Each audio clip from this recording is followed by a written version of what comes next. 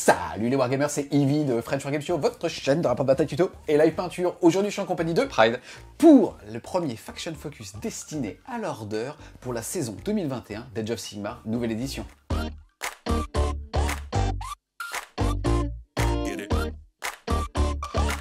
Avant de rentrer dans le détail justement de la grande allégeance de l'Order et des factions qu'il constitue, on va un petit peu parler justement d'Age of Sigmar, du nouveau modeur de règles. On a aujourd'hui une vingtaine de parties dans les pattes avec justement, surtout pour toi, on va dire un éventail assez large des armées que tu as pu jouer ou que tu as pu affronter. Et c'est rigolo parce que la conclusion commune qu'on a, c'est qu'Age of Sigmar V3 est un excellent jeu, un excellent moteur de règles, mais ce qui va vraiment freiner ces qualités-là, c'est le modèle économique entre guillemets de Game Workshop qui fait qu'aujourd'hui on joue avec des Battletome V2, voire V1 pour les plus anciens, et que même s'il y a eu une fac qui va colmater certaines brèches, des trous dans la raquette qu'on a par rapport aux bugs, par rapport aux failles des règles qui vont vraiment limite casser le jeu et l'équilibrage, on se rend compte que on ne jouera finalement à la V3 que dans 12-18 mois, une fois qu'on aura beaucoup de Battletome, pour voir justement où est-ce qu'ils veulent emmener cette version-là. Et c'est là où un petit peu où le bas blesse. Alors, comme tu disais, effectivement, le moteur des règles est vraiment très très bon. Les parties sont beaucoup moins polarisées sur les premiers tours. Avant, la doléance principale qu'on avait sur la fin de la V2 notamment, c'était que les games étaient très polarisés sur les deux premiers tours avec des armées de tir qui étaient capables de faire des alphas extrêmement violentes où quasiment tu pouvais table raser ton adversaire entre le tour 2 et le tour 3. Aujourd'hui, c'est quand même beaucoup moins le cas. On est passé d'un jeu très létal à un jeu très tanking, avec notamment la prédominance des personnages monstres qui ont une sauvegarde à 3. On développera un peu plus ce point-là, mais aujourd'hui, il y a vraiment la possibilité et les outils de transformer certains des gros personnages, notamment ceux qui sont des monstres. Et encore une fois, dans le royaume de Gur, ça reste fluff, mais il y a un déport en fait de la frustration entre la surlétalité et aujourd'hui la surtankiness, avec des unités qui sont pratiquement indestructibles, à certaines exceptions près, mais aujourd'hui, si tu n'as pas une certaine source de génération de blessures mortelles, ou à l'inverse, ces fameux gros monstres, les armées qui n'ont aucun des deux sont clairement en dessous. Le but aujourd'hui, c'est pas de faire une review méta ou de faire une tier list des armées, c'est de vous donner un peu les clés sur comment builder une liste avec ce que vous avez dans vos anciens Battletome, les unités qui vont être, on va dire, méta, de ce qu'on a pu commencer à voir aujourd'hui. Il y a quand même eu quelques tournois qui ont eu lieu, et j'ai fait, comme tu disais, pas mal de parties de test. On voit vraiment ce qui ressort aujourd'hui, mais ce qui est très intéressant dans le moteur de règles, c'est la gestion des points que tu marques, avec les objectifs primaires, secondaires et tertiaires, qui est beaucoup plus intelligente que ce qu'on avait vu au premier abord, qui fait que tu as des vrais retournements de situation au sein des parties que tu n'avais pas avant. Ça, c'est vraiment très très bon. Et c'est marrant parce que même en playtest, ça te pousse à aller jusqu'au dernier tour. Puisque justement, tu vas dire, je t'ai bien ravalé la tronche. Ouais, mon pote, mais sauf que tu peux plus marquer de points à partir du tour 3. Et là, tu dis, ouais, sauf que moi, avec mon petit perso, je vais passer monstre, et là, je te nique de 3 points. Et c'est là où, justement, ça va devenir super intéressant. Pour compléter un petit peu ce que tu dis, justement, sur les styles de jeu, comme tu l'as dit, on a soit l'ultra-tanking, soit l'ultra-létalité, ou alors ce qu'on appelle swarmer la table. C'est-à-dire que avoir un nombre de points de vie, pas forcément tanky, mais un nombre de points de vie, tellement élevé que l'adversaire ne sait pas le gérer. Ce sont en gros les trois axes sur lesquels on peut faire une liste ou gagner une partie sur quasiment n'importe quel wargame. Aujourd'hui, avec l'augmentation des coûts en points, qui certes ont compensé le fait qu'on n'a plus de bataillons à acheter, on se rend quand même compte que le PV minimum, même pas tanky, a pris en points. Toutes les petites unités qui coûtaient pas cher, que ce soit chez les Skaven, que ce soit chez, par exemple les Gnoblards, ont vu leur coût en points augmenter. Et comme à côté de ça, on va avoir, comme tu le disais, des monstres qui sont devenus intuables. D'ailleurs, on est dans le méta de Gur, on est dans la saison de Gur, et ça va très bien, en fait, puisque ça va avec, justement, le fluff, pour le coup. Mais ces gros monstres sont aussi souvent létals. Et donc, finalement, on se rend compte que c'est très tanky, et que eux savent gérer la masse. Et donc, en fait, ça polarise complètement, comme tu l'as dit, le méta, avec des gros monstres, avec des figurines qui sont intuables, et c'est là où la frustration va naître, c'est que mathématiquement, il y a des choses qui ne tombent pas. Et on pourrait se dire, tu sais quoi, c'est pas grave, on a l'habitude de ce genre de jeu, où finalement, le mec décide de jouer une pièce à 700-800, voire 900 points. Tu vas nous parler tout à l'heure de Nagash, dans une autre vidéo, de Nagash. Ces mecs-là, tu pourrais dire, c'est pas grave, je l'alimente et je m'occupe du reste. Et même ça, ça ne suffit pas, parce qu'aujourd'hui, justement, avec l'overall de ce qu'on a, on avait parlé la dernière fois des sorts qui t'empêchent de charger, qui divisent justement les mouvements, et ainsi de suite, on se rend compte que des listes bien faites sont mathématiquement ingérable. En fait, c'est vrai que ces gros personnages ont tous les avantages, donc au niveau de leur tanking, certes, pour certains aussi au niveau de leur létalité, mais surtout au niveau de leurs mots-clés. C'est-à-dire que la plupart de ces personnages sont sorciers et monstres et héros, donc ils bénéficient des monstruous rampage, ils bénéficient des actions héroïques, les grandes tactiques, les grandes stratégies, tu sais, ce que tu notes sur ta liste de départ, vu qu'on en a des nouvelles qui te demandent par exemple de conserver en vie un sorcier, tous ces gros personnages quasiment sont sorciers, ou de conserver en vie ton général, et par exemple quand tu as un Archaon qui est général, ces 3 points tu vas les marquer, et comme lui-même est un monstre, il va scorer systématiquement le point supplémentaire comme on avait vu dans les grandes tactiques, pratiquement à chaque tour. Additionné à sa létalité qui est quand même très correcte, et à son tanking qui est exceptionnel, on reviendra sur Archaon quand on parlera du chaos, mais c'est vraiment le MVP de cette V3 pour l'instant, effectivement tu as un déport de comme tu ne peux pas le tuer, il faut l'alimenter, mais comme tout coûte plus cher, même les petites unités que tu pourrais envoyer pour gérer ce gars-là, comme en plus tu as moins d'objectifs, que le fameux tour 3 a quand même beaucoup changé, parce qu'avant tu avais quand même le double tour fin de T2, début T3 qui était très impactant, il l'est quand même beaucoup moins, parce que gagner l'initiative au T3 sur certains scénarios où tu peux détruire un objectif, tu as souvent tendance maintenant à laisser ton adversaire prendre le tour pour détruire l'objectif et repolariser la partie là où tu as envie de le faire. Moins tu as d'objectifs, plus ces personnages quand même très forts ont un impact, sachant que maintenant en plus ils comptent pour 5. On voit vraiment qu'en saison de Gur, tout est orienté sur les monstres, et ça va créer un nivellement au niveau des Battle Tomes, avec ceux qui ont vraiment des monstres, des personnages monstres ou des nommés très impactants, et ceux, malheureusement, par exemple pour les Night Haunt, qui n'en ont pas. Yes, pour conclure, avant de rentrer justement dans l'order, on va aussi parler des principes qui vont justement aiguiller l'orientation de la description des factions que tu vas faire. Sous-entendu, Battle Tome avec des monstres, avec potentiellement une sauvegarde à 3, très facilement passable à 2. On rappelle aujourd'hui que dans la V3 d'Age of Sigmar, on ne peut pas améliorer la sauvegarde de +1, mais on peut s'immuniser à l'arène de plus. Et que justement, comme c'est très facile, puisqu'on va avoir le bouclier mystique qui permet d'avoir +1 à la sauvegarde, on va avoir justement une action héroïque qui permet d'avoir +1 à la sauvegarde, on va aussi avoir un ordre qui nous permette pour une troisième méthode de justement pouvoir le faire, sans compter aussi les sorts justement des War Scrolls qui vont aussi pouvoir le faire. Donc ça fait que ces figurines-là, qui sont sauvegardes à 3, passent sauvegarde à 2 et vont ignorer l'arène jusqu'à -1, -2, tout en conservant ce bonus de +1.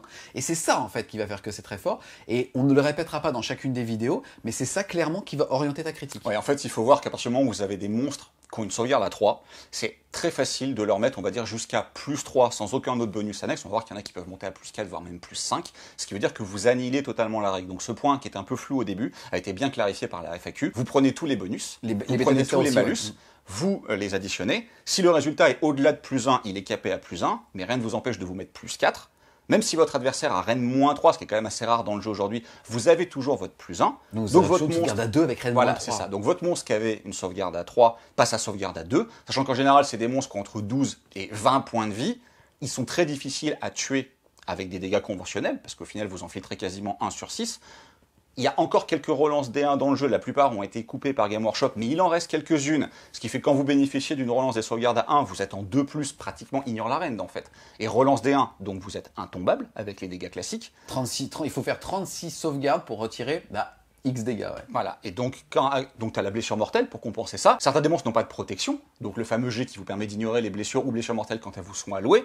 D'autres en ont une, voire ont une immunité sur les sorts, voire ont par exemple pour le cas d'Archaon, le fait de faire relancer les 6 à la touche de votre adversaire, sachant qu'aujourd'hui, la plupart des unités qui génèrent des blessures mortelles... Je me suis arrêté là parce que les stats étaient trop compliquées à calculer après. La génèrent sur des 6 à la touche, donc quand tu relances tes 6 à la touche, tu ne fais quasiment plus aucune blessure mortelle. Ce qui fait que ces personnages-là sont extrêmement durs à tuer, sachant qu'en plus, ils se soignent. Alors ils se soignent avec l'action héroïque de D3, potentiellement à chaque phase, et on a vu qu'il y avait par exemple un Endless Spell avec l'Emerald Life Swarm qui permet de re-soigner, et dans beaucoup de factions, tu as par exemple des sorts de soins, ou alors des aptitudes de soins. Donc ces personnages sont extrêmement difficiles à tuer, et aujourd'hui, du recul qu'on a sur les parties, vu que sur la plupart des scénarios, t'as pas non plus 8 objectifs, ils sont suffisants en étant seuls en vie, pour pratiquement te faire gagner la game. Donc le léger manque d'équilibre sur l'équilibrage en fait global des Battle Tomes entre eux vient de ça. Si vous avez la chance d'avoir un gros monstre avec une sauvegarde à 3, vous êtes quand même très bien placé dans cette nouvelle méta. Si vous l'avez pas et que vous n'avez pas une belle source de génération de blessures mortelles pour les tuer, c'est plus compliqué. On va maintenant rentrer dans le dur de ce Faction Focus. Bien évidemment, aujourd'hui, on va parler de l'Order. Les premiers couverts, justement, dans le manuel général, dans cette saison 2021, c'est City of Sigmar, le regroupement de tous les anciens royaumes mortels de l'ancien monde. Là, on va se baser sur les anciennes figurines, en tout cas celles qui étaient déjà dans le Battle Tome City of Sigmar, même si, déjà au niveau du fluff et au niveau de certaines rumeurs, il y aurait potentiellement une refonte, on va dire, des personnes de petite taille. Donc effectivement, comme tu disais, tu as le retour d'un dieu nain emblématique qui revient à la fin du fluff. Tu as aussi l'évolution quand même d'un certain nombre de choses au niveau du fluff global, notamment avec les croisades de Sigmar. Le fluff de la V3 du livre de règles insiste beaucoup sur ces croisades qui partent reconquérir des nouveaux territoires, etc. Et ensuite, c'est une allégeance où tu avais le Battle Tome, et tu as aussi eu, par exemple, dans tous les Broken Realms, beaucoup de nouvelles factions qui se sont rajoutées pour prendre des Daughter of Cain en allié, pour prendre des Luminate en allié. Donc c'est une faction qui est extrêmement complète, où tu peux faire beaucoup de choses, où tu as des monstres avec des sauvegardes à 3, où tu as une potentialité de blessure mortelle assez importante, où tu as potentiellement une très bonne magie, tu as quelques perles dans cette faction, notamment l'Hurricanum, qui est une unité qui est parfaite pour la V3, parce qu'elle génère beaucoup de mortels au tir. Parce que la nouvelle aptitude de redéploiement, combinée au tir de contre-charge, fait que c'est une unité qui va être difficile à aller chercher pour votre adversaire au corps à corps et qui, mine de rien, fait quand même assez mal en charge. Donc tu ne la charges plus avec 5 Kinerai, par exemple, pour la bloquer. Il y a vraiment beaucoup de choses à aller chercher en City of Sigmar. La perte des bataillons a un peu fait mal à l'allégeance de manière globale, notamment pour les armées d'Alohart, par exemple, qui avaient vraiment besoin de ce bataillon-là. Mais à l'inverse, la potentialité de se mettre assez souvent dans le fameux bataillon One Drop que tu ne payes pas maintenant, le régiment de bataille, où tu te rends compte que les listes City of Sigmar rentrent très bien dans ce bataillon-là. Alors que pour d'autres, c'est plus difficile, parce que par exemple, tu as envie de rentrer plusieurs Behemoth, tu ne peux pas. En City of Sigmar, c'est assez facile de faire des listes avec un seul Behemoth héros et un Behemoth qui va prendre le slot non leader. Et tu peux avoir des bataillons en une pause. La potentialité de t'allier, encore une fois, avec des Stormcast, des Caradrons, des Luminettes. Fait que raison 1 pour 4 en termes d'entrée. Ouais. C'est ça. Donc dans les pépites, on parlait des Behemoth à sauvegarde à 3. Les héros monstres Behemoth à sauvegarde à 3, c'est une des premières choses qu'on regarde aujourd'hui quand on analyse un Battletome pour savoir où il se place dans la méta. Vous en avez principalement 2 en City of Sigmar. Vous avez le Frigate Général sur Griffon qui est vraiment très très bon. Qui était déjà très fort. Hein. Qui était déjà très fort, mais qui est aujourd'hui très correct. Donc avec bouclier pour bénéficier du petit surcroît de tanking, avec potentiellement le Philnopen A5 que tu vas aller chercher dans les artefacts génériques. Tu as aussi le commandant sur tank à vapeur qui aujourd'hui se retrouve être extrêmement tanky. Et en métal, il fait mal dans la tronche de son adversaire aussi. Faut se rappeler de ça, les gars. La V3 t'autorise à le faire. Mais il est en plastique maintenant. Ouais. Voilà. Donc il fait moins mal quand tu le jettes. Mais il est bien profilé. Il passe les portails de sécurité Prime. T'as l'Hurricanum qui est quand même vraiment très très fort. T'as les Sisters of the Watch qui sont capables de délivrer un certain nombre de blessures mortelles. Les unités Free Guild, donc les anciennes figurines de l'Empire, s'en sortent aussi bien. Parce que, mine de rien, tu as par exemple les arquebusiers qui peuvent gagner des bonus à la touche, qui peuvent aussi gagner des bonus à la blessure avec les sorts par exemple de Alohart, qui te font des unités avec l'Overwatch maintenant qui sont difficiles à aller charger. En plus, eux, la fac les arrange sur leur Overwatch parce qu'ils ont gagné. Ils avaient un espèce de tir de contre-charge avant régimentaire. Maintenant, ils ont déchaîné les enfers un tout petit peu différent de celui qu'ils avaient avant, mais qui est intéressant à mettre en place aussi. Il y a vraiment beaucoup de bonnes choses. Encore une fois, on pense aux alliés. On va pas revenir beaucoup sur les Stormcast aujourd'hui parce qu'il y a un Battletome qui va sortir, mais il y a quand même toujours quelques perles dans les Stormcast. Aller chercher Yggdrasta, par exemple, ou aller chercher une unité d'Annihilator, ou encore une fois, le Célestant Prime, c'est quand même assez fort. Les alliés Sylvaneth apportent aussi beaucoup de choses. On en reviendra quand on parlera des Sylvaneth, mais il y a quand même des monstres en Sylvaneth qui sont très contents de ce qu'est la nouvelle version pour eux. Il y a beaucoup de choses à faire dans cette allégeance-là. La perte de l'Empower sur leur Endless Spell est un petit peu gênante, parce que c'était quand même un des avantages de City of Sigmar, de dire qu'ils étaient systématiquement dans leur royaume et que donc la Endless Spell était meilleure. Ça a suscité beaucoup de questions, ça d'ailleurs, justement, là-dessus, sur est-ce que tu payais pas indirectement les points et ainsi de suite? Quelque part, je pense que tu dois le payer un petit peu dans le coût des sorciers. Maintenant, les sorciers City of Sigmar ont quand même accès en fonction du domaine dans lequel tu vas être, donc de la cité à laquelle tu as prêté allégeance, des domaines de magie qui sont très forts.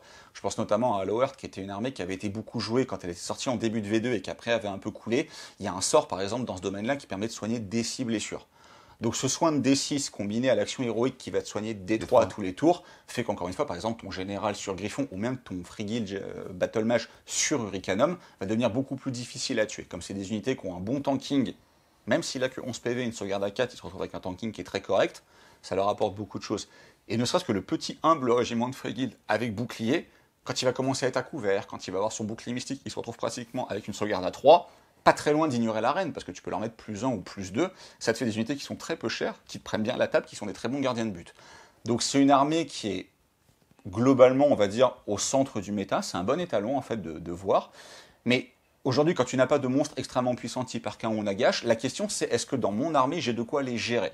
Et en City of Sigmar, ça fait partie des alliances où tu as de quoi les gérer, parce que tu peux mettre un gros volume de tir ou d'attaque au corps à corps, tu as de la blessure mortelle à distance, et tu as de la blessure mortelle pas forcément liée au fait de faire des 6 pour toucher. Donc par exemple, ça permet potentiellement de gérer un peu Archaon.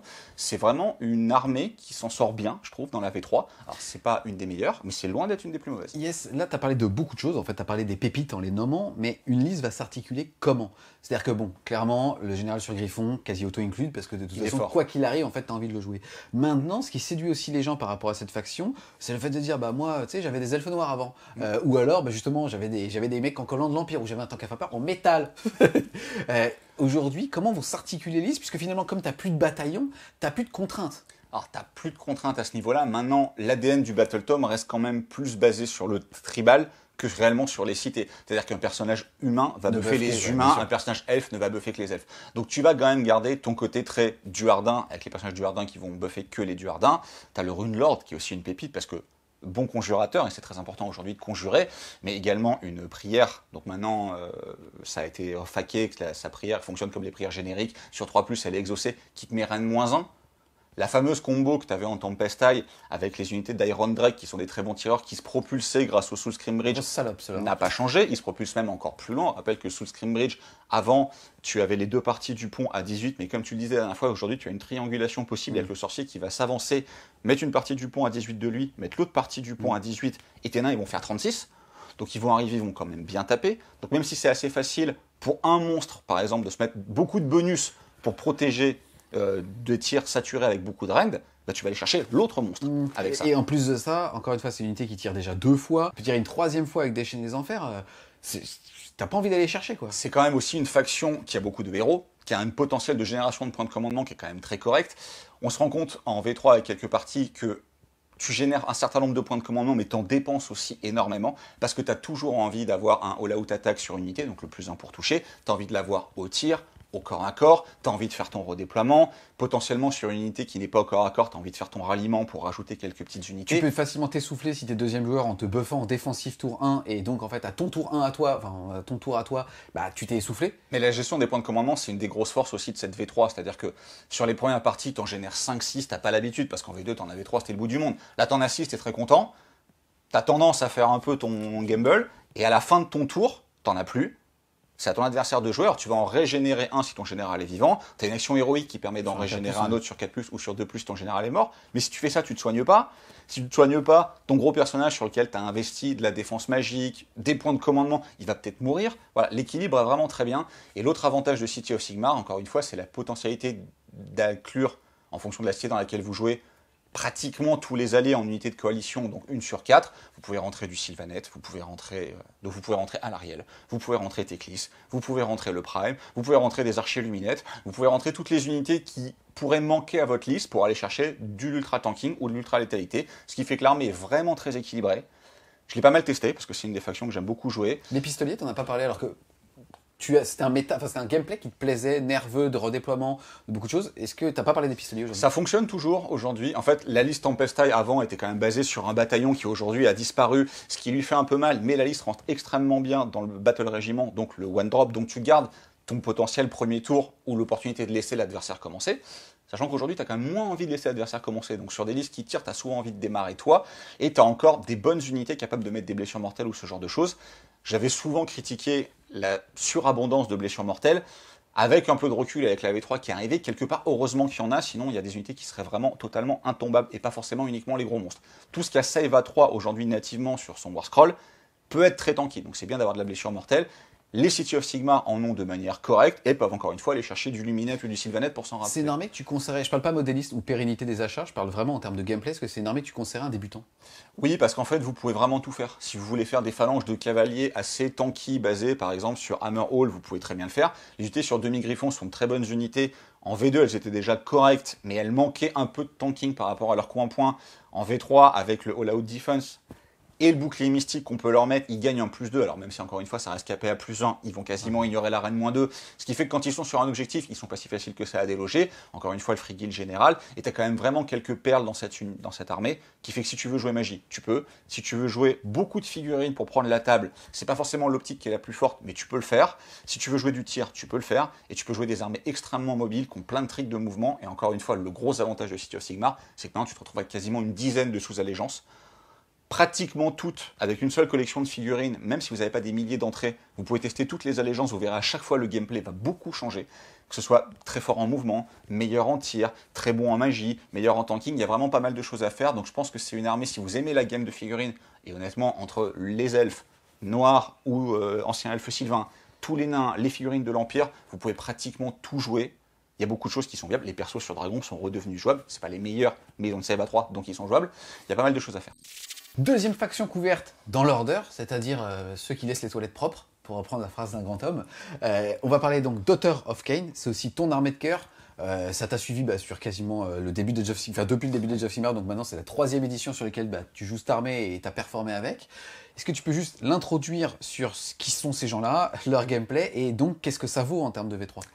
Alors les Daughter of Cain, c'est le culte créé autour de Morathi qui s'est proclamé oracle de Cain et qui a, entre guillemets, détourné l'adoration vers Cain, vers elle, et qui, à la fin du fleuve de Warhammer Age of Sigmar V2, devient une déesse. Et clairement, sur la table, elle l'est. C'est une faction qui s'en sort extrêmement bien en V3, parce que toutes les règles vont dans son sens. Donc aujourd'hui, je pense que c'est une des factions qui est les plus dominantes. Il y a eu un classement qui a été fait par exemple par les Anglais de Facehammer, qui sont quand même des références. C'est les bêta-testeurs de Game Workshop, c'est tous des joueurs exceptionnels. En général, on les écoute, ils ont mis Daughter of Kain dans le God tier, je pense qu'ils ont largement raison. Je reviendrai un petit peu sur Morathi, qui est quand même particulière, parce qu'elle est vraiment exceptionnelle. Mais l'armée est restée la même qu'en fin de V2, c'est-à-dire que globalement, les Sisters, toute la partie humaine en fait, les Witch et les Sisters sont quand même un petit peu en dessous, même si c'est une des factions où c'est le plus facile de placer la fameuse prière malédiction, parce que tes prêtresses sur des chaudrons sont des brutes de corps à corps, donc elles sont en corps à corps. Donc elles peuvent facilement lancer cette prière sur un 4+, ce qui fait qu'à chaque fois que tu vas toucher avec un 6, tu vas mettre une blessure mortelle. La grosse saturation des unités de Sister ou de Witch va faire générer beaucoup de 6, donc potentiellement beaucoup de blessures mortelles. Donc elles peuvent tuer des gros monstres qui, avec une sauvegarde à 2 par exemple, auraient été durs à tuer à la saturation normale. Grâce à ça, elles peuvent le faire. Yes, le fait que dans cette nouvelle version, à partir du moment où tu dépasses un certain effectif, que tu aies à gérer ta cohérence de façon différente. Est-ce que tu as senti un impact au niveau du gameplay? Oui, forcément, dans le sens où à partir du moment où tu as des socles de 32, ça devient quand même beaucoup plus compliqué de faire des grands cordons. Par contre, on se rappelle qu'un socle de 25 mm fait moins d'un pouce. Voilà, fait moins d'un pouce. Donc vous pouvez très bien avoir vos 10 witch en cordon, comme avant, alignés comme ça. Donc les witch restent des très bons cordons. Les sisters ont quand même des avantages, dans le sens où le fait de pile-in à 6 t'évite en fait de te prendre des tirs de contre-charge. Maintenant, elles ont encore monté en points, parce que maintenant elles sont à 135 points les 10, ce qui est un peu cher. On reste quand même sur la dynamique de fin de V2, avec les serpents qui sont au-dessus.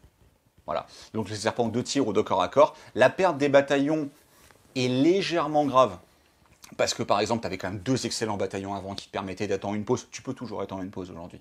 Mais qui te donnaient par exemple une immune braverie sur toute la table, ou la potentialité d'utiliser des ordres, maintenant on appelle ça des ordres, sans générer de points, enfin sans dépenser de points de commandement, ce qui était quand même très fort, mais l'armée reste exceptionnelle. Grâce à Morathi. C'est ça. Donc en fait, en gros, par rapport justement à tous les checks qu'on doit faire quand on cherche une armée pour savoir si elle est bonne ou pas dans cette V3, gros monstre, c'est ni plus ni moins qu'une des plus belles figurines du jeu. Des gens commencent cette faction pour elle, c'est Morathi. Donc complètement jouable. Ah ouais, exceptionnel. Monstre, aussi bien en sorcier justement que l'autre. T'as 2 figurines pour le prix d'un, entre guillemets, mais qu'à côté de ça, la première est un monstre et la deuxième peut devenir un monstre avec un sort. Donc tu comptes quand même pour 2 x 5 sur un objectif. C'est des leviers qui sont intéressants, parce que c'est des leviers qui sont faits avec cette V3. Finalement, tu as justement un côté élite sur l'étal, justement avec la partie serpentine, et même justement ce qu'on disait tout à l'heure sur le swarming, c'est-à-dire aussi le fait de prendre la table avec des figurines mono PV, même si comme tu l'as dit elles sont chères, tu as moyen avec justement des buffs de proquer de la blessure mortelle. Quand on parle de 90 attaques sur un pack, même si c'est pas forcément facile à mettre tout le monde au corps à corps et ainsi de suite, tu pars sur stat 15 mortels, en plus des dégâts normaux. Donc c'est vrai que tout synergie là-dedans. Maintenant, pour vraiment faire la liste des unités qu'on va retrouver dedans, qu'est-ce que tu as envie de nous dire justement? Morathi, tu en as parlé, God tier. Morathi paraît indispensable pour 3 raisons principales. En fait, elle a vraiment tout gagné. On va parler de la Shadow Queen, donc le monstre. Alors Morathi, on se rappelle qu'elle ne peut pas être slain. Elle ne peut pas être retirée comme elle ne peut pas être retirée comme elle va perdre son PV maximum. Voilà. Donc tu ne peux lui enlever que 3 points de vie par tour, elle en a 12. Ce qui veut dire que dans le pire des cas, elle va tenir 4 phases de corps à corps en bloquant ou en détruisant la plus grosse menace d'en face. Ce qu'il faut voir maintenant, c'est qu'avec toutes les potentialités de gain de sauvegarde que tu peux lui mettre, tu peux atteindre un tanking correct, ce qui fait que tu peux même ne pas perdre tes 3 points de vie. Bon, on peut toujours pas la soigner, heureusement. Mais globalement, elle est quand même très forte par rapport à ça. Après, son défaut, c'est qu'au début, elle tapait très fort. L'égoïste. Et après, elle est très égoïste, Morathi. Après, très vite, son profil dégressif lui faisait mal. Aujourd'hui, on se rappelle qu'en Gur, on a un ordre qui nous permet de taper à plein profil. Donc quand tu as une attaque sur la queue qui est dégâts 6, qui dégrade jusqu'à dégâts D3 et qui remonte dégâts 6, elle fait très mal tout au long de la partie, et même la petite est devenue exceptionnelle, parce que peut devenir un monstre, parce que peut gagner aussi un très gros tanking. Morathi a tout gagné. Voilà. En termes de gestion de jeu, c'est soit une énorme menace que votre adversaire ne gérera que dans le meilleur des cas en 4 phases de corps à corps, ce qui est quand même compliqué.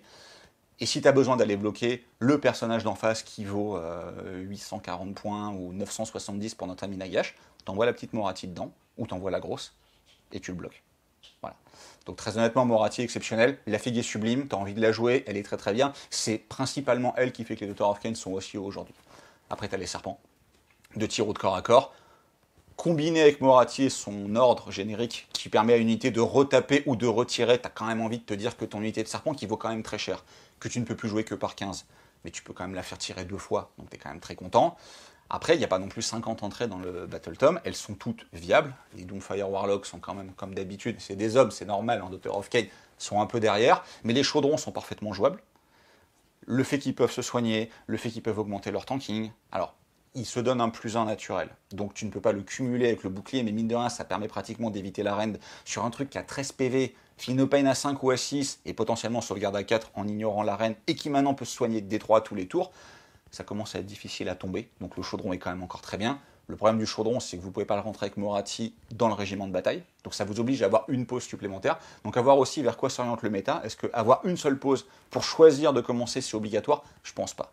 Parce que le régiment de bataille ne permet de rentrer qu'un Behemoth leader et un autre Behemoth qui n'est pas leader. Donc par exemple, les Sons of Behemoth, une armée qui a pris un gros up en V3, ne rentrent pas dans ce bataillon-là. Donc la plupart des armées vont tourner, je pense, du recul qu'on a aujourd'hui, entre 3 et 4 pauses. Donc être en 2 pauses, ça reste très correct. Vraiment beaucoup de bonnes choses en Daughter of Kain. Mais donc aujourd'hui, tu conseillerais à quelqu'un qui veut commencer donc d'acheter des serpents, d'acheter Moratti bien évidemment, mais alors tout ce qui est Witch et Sœur. Alors les Sisters sont des bonnes unités. Maintenant, elles souffrent de la comparaison avec d'autres unités du Battle Tome, parce que comme elles sont à 135 points les 10, ça fait quand même un peu cher la Sister. Jouer par 30, mine de rien avec la nouvelle cohésion, c'est quand même un peu plus compliqué. Et encore une fois, c'est ce qu'on avait dit pendant la review du Battle Tome, ça n'a pas changé. La synergie principale, c'était le brouet de sang. Aujourd'hui, il est beaucoup plus dur à mettre en place, en tout cas très aléatoire, parce que sur un 5+, ça devient un peu plus compliqué à mettre en place. Alors que les serpents sont tellement forts en eux-mêmes, même sans buff, même sans ce genre de choses, que tu as quand même pour un point qui est pratiquement identique, envie de jouer des serpents pour les règles, et en termes de modélisme pur, les serpents sont quand même assez fous aussi. Donc les listes s'orientent comme en fin de V2, majoritairement autour des serpents et de Moratti, mais après, il n'y a aucune unité réellement mauvaise. Vous pouvez jouer des Kinerai parce que vous avez besoin d'aller chercher des points, vous avez besoin de ce genre de choses. Mais Moratti étant le seul monstre de la faction, lui, pour le coup, est indispensable. Surtout que c'est un monstre ennemi, on va dire, parce que l'autre peut se transformer en monstre, un monstre ennemi pour le prix d'une. Vous auriez la possibilité de jouer une méduse et de la transformer en monstre, mais si la méduse, vous la jouez, c'est pour jouer rasoir mental sur elle. Voilà. Mais encore une fois, et on va le dire beaucoup, c'est des belles figurines. Que ce soit Archaon, Moratti, Alarielle, t'as envie de les voir sur les tables. Un truc qui frappe sur les armes en V3, c'est qu'elles sont magnifiques sur les tables. C'est terminé, moi j'ai commencé, mon premier ETC, j'ai joué 120 Sisters. C'était pas très joli. Il en vend 100. Il les garde parce qu'il les aime bien. Mais voilà, c'était pas très joli sur la table. T'avais 4 énormes packs. Aujourd'hui, tu as un chaudron, Moratti, des petites unités de serpents, des Kinerai, peut-être un ou deux Endless Spell, parce que les nouveaux Endless Spell d'Author of Kain sont quand même pas mauvais. On a vu une doléance sur le serpent quand on l'avait fait en fin de V2 sur la review du Battle Tome Doc. Aujourd'hui, comme c'est un sort prédateur qui bouge à votre tour et autour de l'adversaire, l'analyse n'est plus la même, parce qu'il est littéralement 2 fois meilleur qu'avant, et le surcoût en points est négligeable. Donc ça c'est pareil, c'est quand même assez sympathique. Même la main qui tient chaudron, donc leur prière, leur invocation, a été upgradée. C'est-à-dire qu'elle fait toujours moins 1 dégât, ce qui en termes de tanking est quand même très fort, et que maintenant sur un effet qui se coule sur un 6, il augmente encore ta létalité, donc tu es quand même content de le prendre. Les listes n'ont pas tant changé, mais c'est le corpus de règles autour qui a changé et qui font que Doc est remonté d'un cran. Est-ce qu'en termes de gameplay et de permissivité, de marge de progression, pareil comme le City of Sigmar, est-ce que c'est une armée que tu conseillerais à un débutant? Alors, elle n'est pas extrêmement complexe à jouer. C'est-à-dire que Moratti est extrêmement permissif, parce que comme elle ne meurt pas, à la rigueur, même si vous l'envoyez pas forcément au bon endroit, la grosse, elle va finir par tuer l'unité sur laquelle vous êtes mis, alors que vous auriez peut-être pas dû vous y mettre. Et même si vous chargez ou vous êtes chargé par quelque chose d'un peu trop fort, vous ne perdrez au pire que 3 points de vie. Donc si c'est 3 derniers, c'est triste, mais sinon vous êtes quand même relativement safe. Et après, l'unité phare reste quand même les Stalkers, donc les serpents. C'est une unité de tir. Les unités de tir sont jamais les unités les plus compliquées à jouer. C'est-à-dire qu'ils ont un très bon mouvement, un potentiel course à 2d6, puis tir derrière, donc quelque part, même si vous les placez mal, elles vont pouvoir tirer à 24, donc sur pratiquement ce que vous voulez. Les tables ont été réduites. On se rappelle qu'il y a une sous-agence qui permet de les téléporter. Donc, à partir du moment où vous savez rester dans la bulle de 24 pouces de Moratti pour faire retirer vos serpents une deuxième fois, une partie de votre gameplay, il est là. Voilà. Après, c'est plus sur la gestion des petites unités à côté, et tu as une légère difficulté à marquer certains secondaires. Voilà. Une fois que ça s'est maîtrisé, c'est pas l'armée la plus compliquée à jouer, et elle est aujourd'hui assez permissive, donc totalement adaptée à un débutant. Ensuite, on va passer aux personnes de petite taille en slibard, à savoir les Fire Slayer. Intéressant, ils ont vraiment fait du yo-yo dans les unités qu'on avait envie d'acheter. Ça a été justement du swarming de Vulkit, ensuite ça a été du swarming de Hearthguard Berserker. D'ailleurs, j'en vends 30. Parce que j'en ai 60. Parce que je ne peux plus les jouer. Voilà. Donc c'est assez intéressant. C'est une armée qui, je trouve, réapprend à séduire en début de V3 parce que MSU, donc Multiple Small Unit, parce que justement point de renforcement qui fait que tu vas pouvoir monter certaines unités avec quand même des effectifs très séduisants, 30 pour les Vulkit, 15 pour les Hearthguard Berserker, que tu as envie de jouer justement des personnages sur monstres. Qu'est-ce que tu peux nous dire sur ces tueurs historiques? Alors c'est une armée un peu comme City of Sigmar qui est vraiment positionnée de manière stable dans la méta, parce qu'elle répond à beaucoup de croix qu'il faut cocher pour savoir si un Battle Tome est jouable. Donc tu as toujours de bonnes unités, les Berserkers notamment, mais même les Vulkits regagnent quand même un petit peu d'intérêt, ne serait-ce que par leur nombre et leur capacité aussi à tenir les objectifs. Les Berserkers restent toujours très bien. Il y aura, je pense, un changement de leur armement. Ouais. C'est-à-dire qu'avant, on les jouait beaucoup en Reine -1, dégâts 2, parce que la saturation d'attaque avec Reine était très impactante. Aujourd'hui, on voit que même avec la rune qui leur redonne -1 en sauvegarde, ce pack-là n'est que Reine -2, entre guillemets. Si tu critiques la rune, t'es Reine -3. Mais déjà, c'est une chance sur 6. On précise, excuse-moi, qu'au début de chacun des rounds, tu dois choisir parmi des effets, tu jettes un dé et sur un 6, tu fais un critique. Ça peut être plus une attaque, ça peut être plus un reine, ça peut être ce genre de choses. Donc même si tu as par exemple critique ta rune, tu vas passer à Reine -3 pour défendre par exemple le mot Crochat d'en face. Lui, il peut facilement être en sauvegarde à +3 aussi, tu vas pas le tuer. Donc je pense qu'on va plus partir, je sais jamais si c'est la Poleaxe ou la Bardiche, mais l'arme qui fait que quand tu fais des 6 pour toucher, tu fais 2 blessures mortelles. Ce qui veut dire que sur un pack de 15, parce qu'aujourd'hui on ne peut plus les jouer que par 15, même avec la nouvelle cohésion, comme ils ont 2 pouces de range, donc d'allonge sur les armes, tu vas réussir à mettre tes 30 attaques, tu vas faire tes 5-6, tu vas mettre 10 blessures mortelles. Ça ne suffira pas à tuer le monstre, mais tu vas suffisamment l'abîmer quand même. Et encore une fois, c'est déjà à craquage. Hormis Archaon qui fait que tu relances stratégiste pour toucher, où là c'est dramatique. Oui, là tu peux pas tuer. C'est déjà à craquage de toute façon. Un nombre de 6 d'une valeur fixe, en tout cas sur un D6, sur un gros pool de dés, est systématiquement réduit au craquage. Voilà, donc tuer les monstres en face, check. Parce que les Hogwarts Berserkers peuvent le faire. Alors on a testé les 2 sous-factions qui sortaient un peu du lot, qui étaient Vostarg et Heimdall. Donc Vostarg permettant une meilleure projection sur des tables plus courtes. On s'est dit c'est quand même vraiment bien parce qu'on va pouvoir de projection plus enterrer l'adversaire T1, ce qu'on pensait pouvoir faire. Ça marche quand même pas du tonnerre. Donc Heimdall reste quand même au-dessus. Heimdall qui permet, excuse-moi, pour un point de commandement de taper avant son adversaire si l'unité est sur un objectif. Voilà, alors rééquilibré, parce qu'on ne peut plus le faire qu'une seule fois, donc on n'a plus qu'un seul de nos 2 packs de Berserkers qui va pouvoir le faire. Il n'y a plus le bataillon un peu bas du front qui permettait de taper 2 fois avec cette unité-là, donc encore une fois, c'est un bon rééquilibrage pour les adversaires des Firestealers, mais tuer les monstres, ils le peuvent, avoir des monstres, ils en ont, parce que les Magmadroth sont des héros monstres qui n'ont pas énormément augmenté en points, sachant que la plupart des autres ont quand même pris une bonne inflation d'environ 15%. Tu peux facilement en jouer 2, alors en jouer 2, c'est aussi donner potentiellement 2 points de victoire à ton adversaire, mais ça permet de marquer beaucoup de secondaires, donc les monstres, tu les as.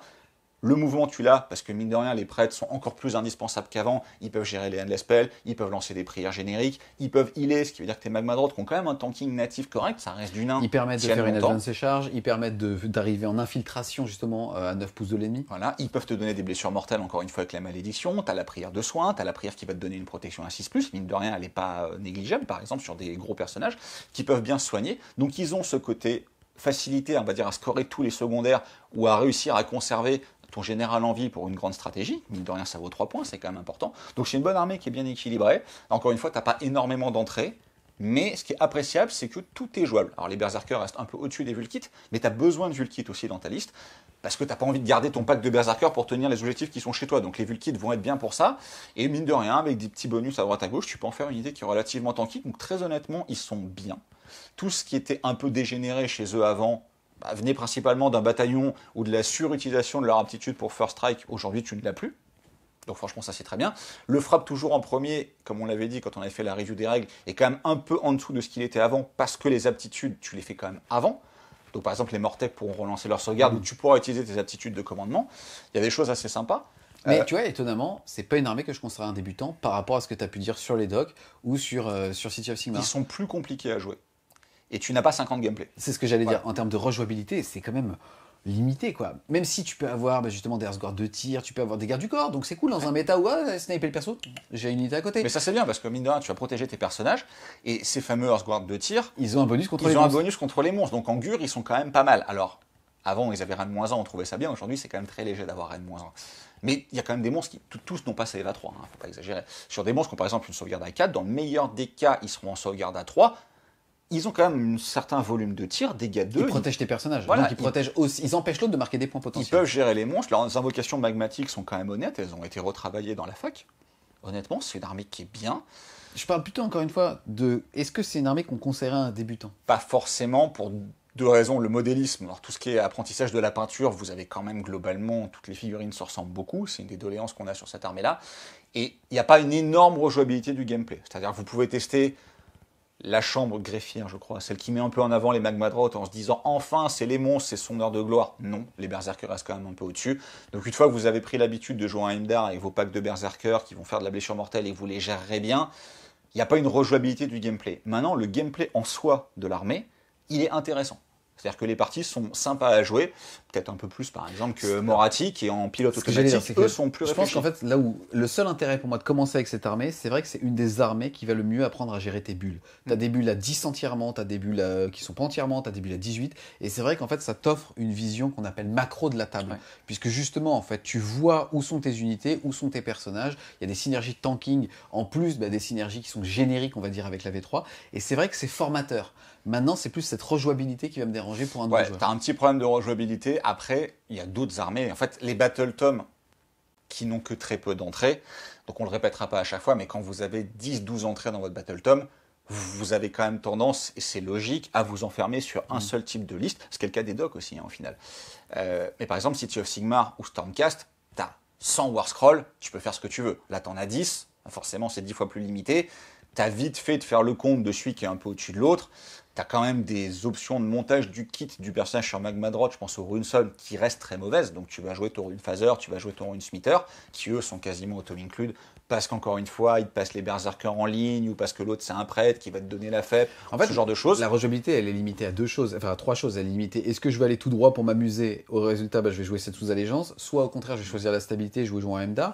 Et après, finalement, les seuls leviers que tu vas avoir, c'est même plus la taille de tes packs, c'est plutôt le nombre de petits personnages, je pense aux berserkers, en fait, que tu vas intégrer dans ta liste, qui va apporter du tanking à tes Earthguard, parce que ça reste des personnages, et qui eux-mêmes, avec leur nouveau War Scroll, peut aussi te faire délirer. Mais c'est les seuls petits leviers, c'est les micro-ajustements des personnages. On n'en avait jamais parlé de ces gars-là parce qu'on n'avait pas fait la review du Broken Rim dans lequel ils sont sortis, mais très honnêtement, les deux, donc celui qui vient de Silver Tower et le Grimbrass Berserker classique, ont un bon up. C'est des héros, mais c'est pas des leaders. Donc vous n'êtes pas limité au nombre, donc vous pouvez très bien en jouer 5, 6, 7, c'est pas interdit. Et mine de rien, avec leur nouveau War Scroll, encore une fois, il tape quand même bien sur les monstres. C'est putain de tueur, mon pote. Donc mine de rien, tu retrouves un peu le côté vraiment armé de tueur, où tu peux choisir de taper sur l'infanterie monstrueuse, ce genre de choses. Ils sont pas mal, c'est des bons ajouts. Le fait de pouvoir se soigner, ce genre de choses, leur apporte quand même pas mal de rejouabilité, de survivabilité, ce qui est quand même assez important. C'est des héros, donc ils peuvent faire un certain nombre d'actions héroïques, donc c'est bien. C'est une armée qui compte beaucoup sur ses personnages, ce qui était déjà le cas avant, mais la V3 mettant un peu plus l'accent sur les personnages, quelque part c'est un up aussi pour eux. Et puisqu'on en est à parler des nains, on va en parler maintenant, t'as quand même un nain qui en V3 est pas très loin des étoiles, c'est quand même Gotrek. Je suis content et rassuré que tu l'aies pas mis avec les Caradons. Non, je le mets pas avec les Caradons parce qu'on parle des nains roux, donc c'est un nain roux, puis c'est quand même un tueur, le gars. Lui, il a tout gagné en V3. C'est-à-dire qu'il est beaucoup moins cher qu'avant. Il valait 520 points, il en vaut 435. Un peu du mal à on peut le jouer en allié avec l'intégralité des armées de l'Order. Toutes les armées de l'Order. C'est une tondeuse à gazon. C'est-à-dire que globalement, lui... Excuse-moi, on préfère dire machine à peindre. Machine à peindre, pardon. Qui fait extrêmement mal.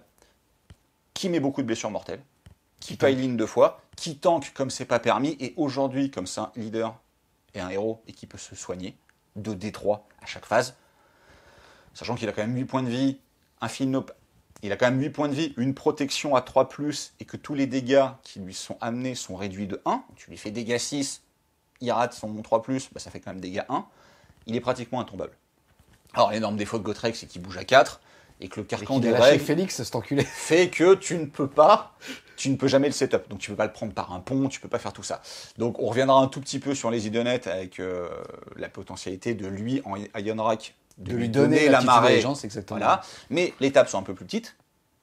Il y a beaucoup de scénarios, on est déployé à 18. Donc même un Gotrek qui bouge que de 4, qui claque le point de commandement pour bouger de 10, il a passé le milieu de la table. Et il est quand même extrêmement difficile à gérer. Le meilleur moyen de le gérer, lui, pour le coup, c'est... Tu as révisé ta géométrie avant cette vidéo, non? Un tout petit peu. Le meilleur moyen de le gérer, lui, c'est pas les gros dégâts, c'est la saturation. Et la saturation, je pense qu'on va quand même en voir un peu moins. Parce que comme ça ne fonctionne pas sur les autres grosses menaces, voilà. Donc Gotrek est très fort. Il rentre très bien dans le Fireslayer. Parce que tu as quand même... Si je ne veux jouer par exemple qu'un seul pack de Berserker, Gotrek est un autre pack de Berserker tout seul. Voilà. Donc il fallait en parler à un moment ou à un autre. Ce que j'en dis, c'est valable pour toutes les armées de l'Order. Mais c'était mieux d'en parler au milieu des Fireslayers, au milieu de ses petits copains, même s'il leur a volé leur une majeure, donc en termes de flop, c'est pas non plus copain-copain. C'est une très très bonne entrée que tu peux jouer partout et qui fait du bien à toutes les armées Order.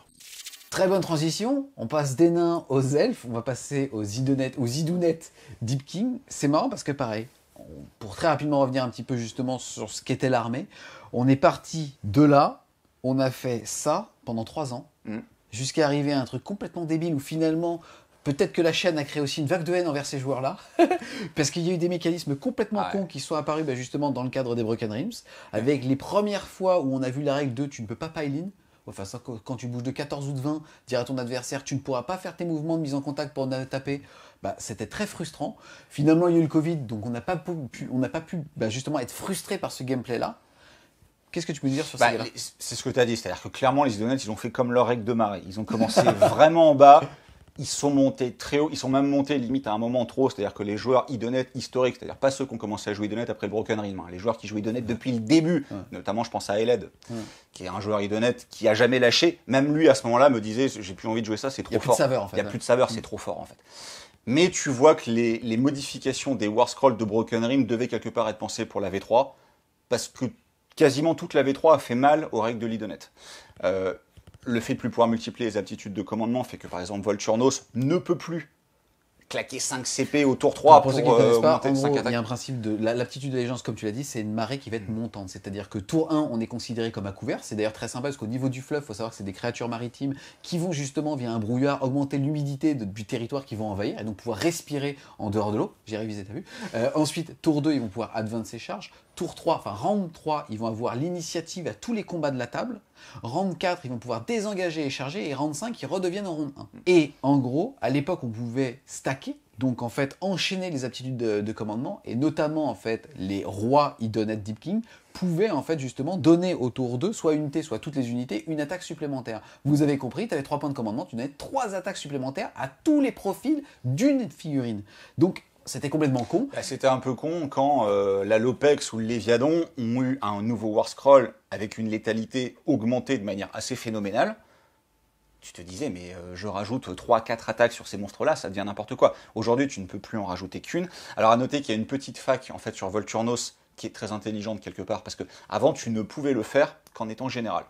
Ce qui empêchait le classique, donc ce qu'on appelle la reverse tide, donc la marée inversée des Idonettes, qui faisait que quand vous avez donc le personnage Lich-Line Tidecaster, vous pouviez, avec son aptitude de commandement, donc il devait être général pour le faire, inverser les effets de la marée, donc course et charge tour 1 et frappe toujours en premier au tour 2. Tu ne pouvais pas combiner ça avec le gain d'attaque de Volturnos. Ça aurait été beaucoup trop fort. Aujourd'hui, tu peux... Ça cassait un peu justement aussi cette rejouabilité en fait. C'est que tu devais choisir l'un ou l'autre et jamais pouvoir croiser le gameplay. Et au moment où le Battletome était pas ouf, c'était très frustrant. C'était très frustrant. Après, on s'est dit tant mieux parce que sinon ça aurait été beaucoup trop fort. Aujourd'hui, Volturnos peut le faire parce qu'il peut le faire sans être général. Donc le King classique ne peut pas, mais Volturnos peut le faire. Est-ce que c'est un oubli pour le King ou est-ce que c'est pour mettre Volturnos un peu en avant? On ne sait pas forcément. Mais en tout cas, voilà, Volturnos peut le faire sans être le général. Donc la Reverse Tide reprend un petit peu de l'intérêt, mais il ne peut plus le faire plusieurs fois parce qu'il est régi à toutes les règles des ordres classiques, donc il ne peut en lancer qu'un seul. Donc ça, c'est quand même très bien en termes de rééquilibrage. Et encore une fois, on parlait du frappe toujours en premier. Les Idonettes ne peuvent plus frapper avant toutes les autres règles des armées qui se déclenchaient au début de la phase de combat, ce qui parfois était quand même un peu frustrant, parce que pour le coup, c'était un ta gueule les règles, ça c'est terminé. Et il y avait quand même deux choses un peu con dans les Idonettes, c'était leur bateau, que tu plaçais où tu voulais, et il fallait 11 pouces de mouvement pour traverser le bateau. Donc concrètement, par exemple, tu jouais contre une armée de Nurgle avec ses Blade King, tu mettais les deux bateaux devant, le mec qui sortait plus jamais de sa zone de déploiement, gros gameplay. Sympa ton jeu. Donc ça c'est fini, parce que maintenant les bateaux sont devenus des garnisons. Donc les garnisons, tu ne peux plus juste monter dessus, c'est terminé. Donc c'est terminé, je te bloque tout, et surtout tu le mets chez toi. Voilà, donc tu ne bloques plus l'adversaire. Donc au final, c'est passé du décor le plus frustrant de tout le jeu à quelque chose de pas très fort. Ça permet de protéger tes personnages, parce que garnison, on rappelle, -1 pour toucher, plus en sauvegarde, c'est toujours ça de prix. Ça te donne toujours des petites blessures mortelles, c'est devenu mignon. Et l'autre truc complètement frustrant, c'était l'utilisation d'un glitch, en fait, quelque part dans les règles au niveau de l'artefact qui s'appelle le nuage de minuit, combiné à la règle cauchemar oubliée des Idonettes qui te disait qu'en fait, tu ne peux cibler que l'unité la plus proche. Au tir, avec des armes de projection. Au tir. Et le nuage de minuit te dit que tu ne pouvais pas cibler cette unité-là. Donc le joueur Idonet, il se mettait en triangle, il mettait son porteur de nuage de minuit devant. Cette unité la plus proche, tu devais lui tirer dessus. Il claquait le nuage de minuit, tu ne pouvais pas lui tirer dessus. Donc tu étais une armée de tir, tu avais une phase qui avait littéralement disparu. Ça permettait de contrer quelques abus, mais ça enterrait toutes les autres armées de tir qui, elles, n'étaient pas abusées. Aujourd'hui, ça a été faqué. Si vous utilisez le nuage, vous ne comptez plus comme l'unité la plus proche. Voilà. Donc les deux grosses aberrations de la liste ont disparu. Ce qui veut dire que maintenant, on va regarder les War Scrolls. Et là, le Léviadon ou la Lopex, qui nous faisait hurler parce que beaucoup trop forts, sont très bien maintenant. Voilà. C'est-à-dire ils sont équilibrés par rapport à leur coup en point. Le Léviadon est un très bon monstre, avec un très bon tanking, un potentiel blessure mortelle sur des 6, ce qui est important, du tir, mais par exemple, il te donne un +1 en sauvegarde, ça se combine plus avec le couvert, tu n'as plus +2 en sauvegarde, donc c'est terminé toute ton armée qui est en save à 2, etc. Aujourd'hui, ils peuvent avoir les bonus de +2 pour annuler quelque part la reine, mais ils se retrouvent quand même avec des sauvegardes à 3. Voilà. Il y a 2 choses qu'on a un peu du mal à comprendre dans les idonettes aujourd'hui, c'est que les trals restent toujours un petit peu compliqués à jouer, parce que toujours sur socle de 32, quelque part c'est ça qui leur fait le plus mal. Maintenant, je pense qu'on va voir revenir les Reverse Tide. Et en Reverse Tide, tu as un Tidecaster en général, donc les unités de Muren ne sont plus des lignes, donc tu es obligé de jouer tes Ditral. Voilà, t'es 3 fois à Ditral. Donc que ce soit les Trals de corps à corps ou les Rivers, ils ont des règles contre les monstres. Ils ont des règles contre les monstres, c'est pas si mal, mine de rien. Donc le Tral passe à dégâts 2 quand il tape sur le monstre. Le River a quand même un Overwatch, un déchaîné des enfers, qui est pas si mauvais avec 30 tirs, très fiable, parce que pour le coup, l'armée reste très fiable. C'est globalement, quand tu mets tous les petits bonus qui vont bien, 2+, relance les 1, 2+, parfois relance les 1 aussi, sur les montures en feuilletal, c'est une armée qui est hyper stable. Donc ces unités sont pas si mauvaises. Celle qui a pris cher, c'est le Morsar. Parce que 195 points, les 3 Morsars, quand tu compares aux Blood Knight des Soul Blight, qui eux sont à 200 points les 5. L'unité est un peu compliquée à comparer, mais tu as quand même des choses qui sont très bien. Les Léviadons sont des monstres. Angur, ils sont très contents. Il y a eu un truc assez marrant avec la Lopex, c'est quand le Broken Realm est sorti, la Lopex a perdu son tag monstre, tous les joueurs de net se sont dit chouette, c'est plus un monstre, et maintenant ils se disent oh merde, c'est plus un monstre. Donc ça c'est quand même assez marrant de voir à 6 mois d'écart avec les règles qui changent, comment tu peux sur un mot-clé complètement voir ton unité de manière différente. L'armée reste honnêtement très forte, mais elle est beaucoup moins frustrante et elle est plus top tier comme elle l'était avant. Voilà. Après c'était quand même une armée qui était vraiment faite pour chasser le tir. À mon immense satisfaction, j'ai quand même l'impression que le tir baisse un peu dans ce début de V3 pour revenir sur de l'élitisme, du gros monstre, ce genre de choses. Les idonettes ont quand même vraiment les armes pour se battre, avec Lich Lane qui reste extrêmement tanky.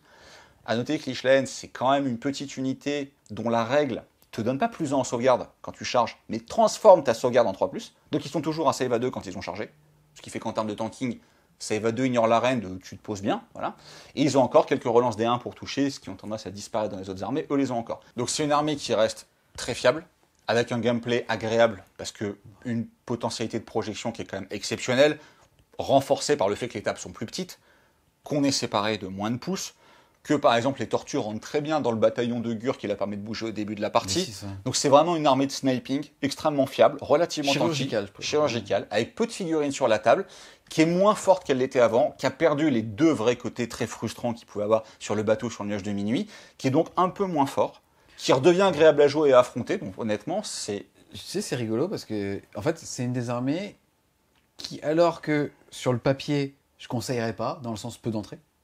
Ouais. En fait, je la trouve juste trop bien. Ouais, je suis d'accord avec Elle toi. est magnifique. Aujourd'hui, en termes d'euros, on se rend compte qu'elle n'est pas tellement plus chère qu'une autre, alors qu'en termes de modélisme, elle la met là. Elle a un gameplay qui permet de tout faire. Tu peux jouer du tanking, tu peux jouer de la cavalerie la plus rapide du jeu, quasiment. Tu peux faire l'armée la plus rapide du jeu. Tu ne peux faire que ça, d'ailleurs. En fait, tu peux faire du mono gameplay. Tu peux faire justement des trals qui sont aussi très beaux. En fait, c'est aujourd'hui une des armées les plus complètes d'AOS. Tu peux faire du tir avec justement des gros tirs de requins et ainsi de suite. Mais de rien, les Léviadons, ça tire un peu quand même. Ça commence à saturer en termes de tir. Comme tu dis, c'est la plus grosse agression de tout le jeu. Parce que la Reverse Tide, par exemple, te fait bouger et charger, enfin te fait courir et charger au T1.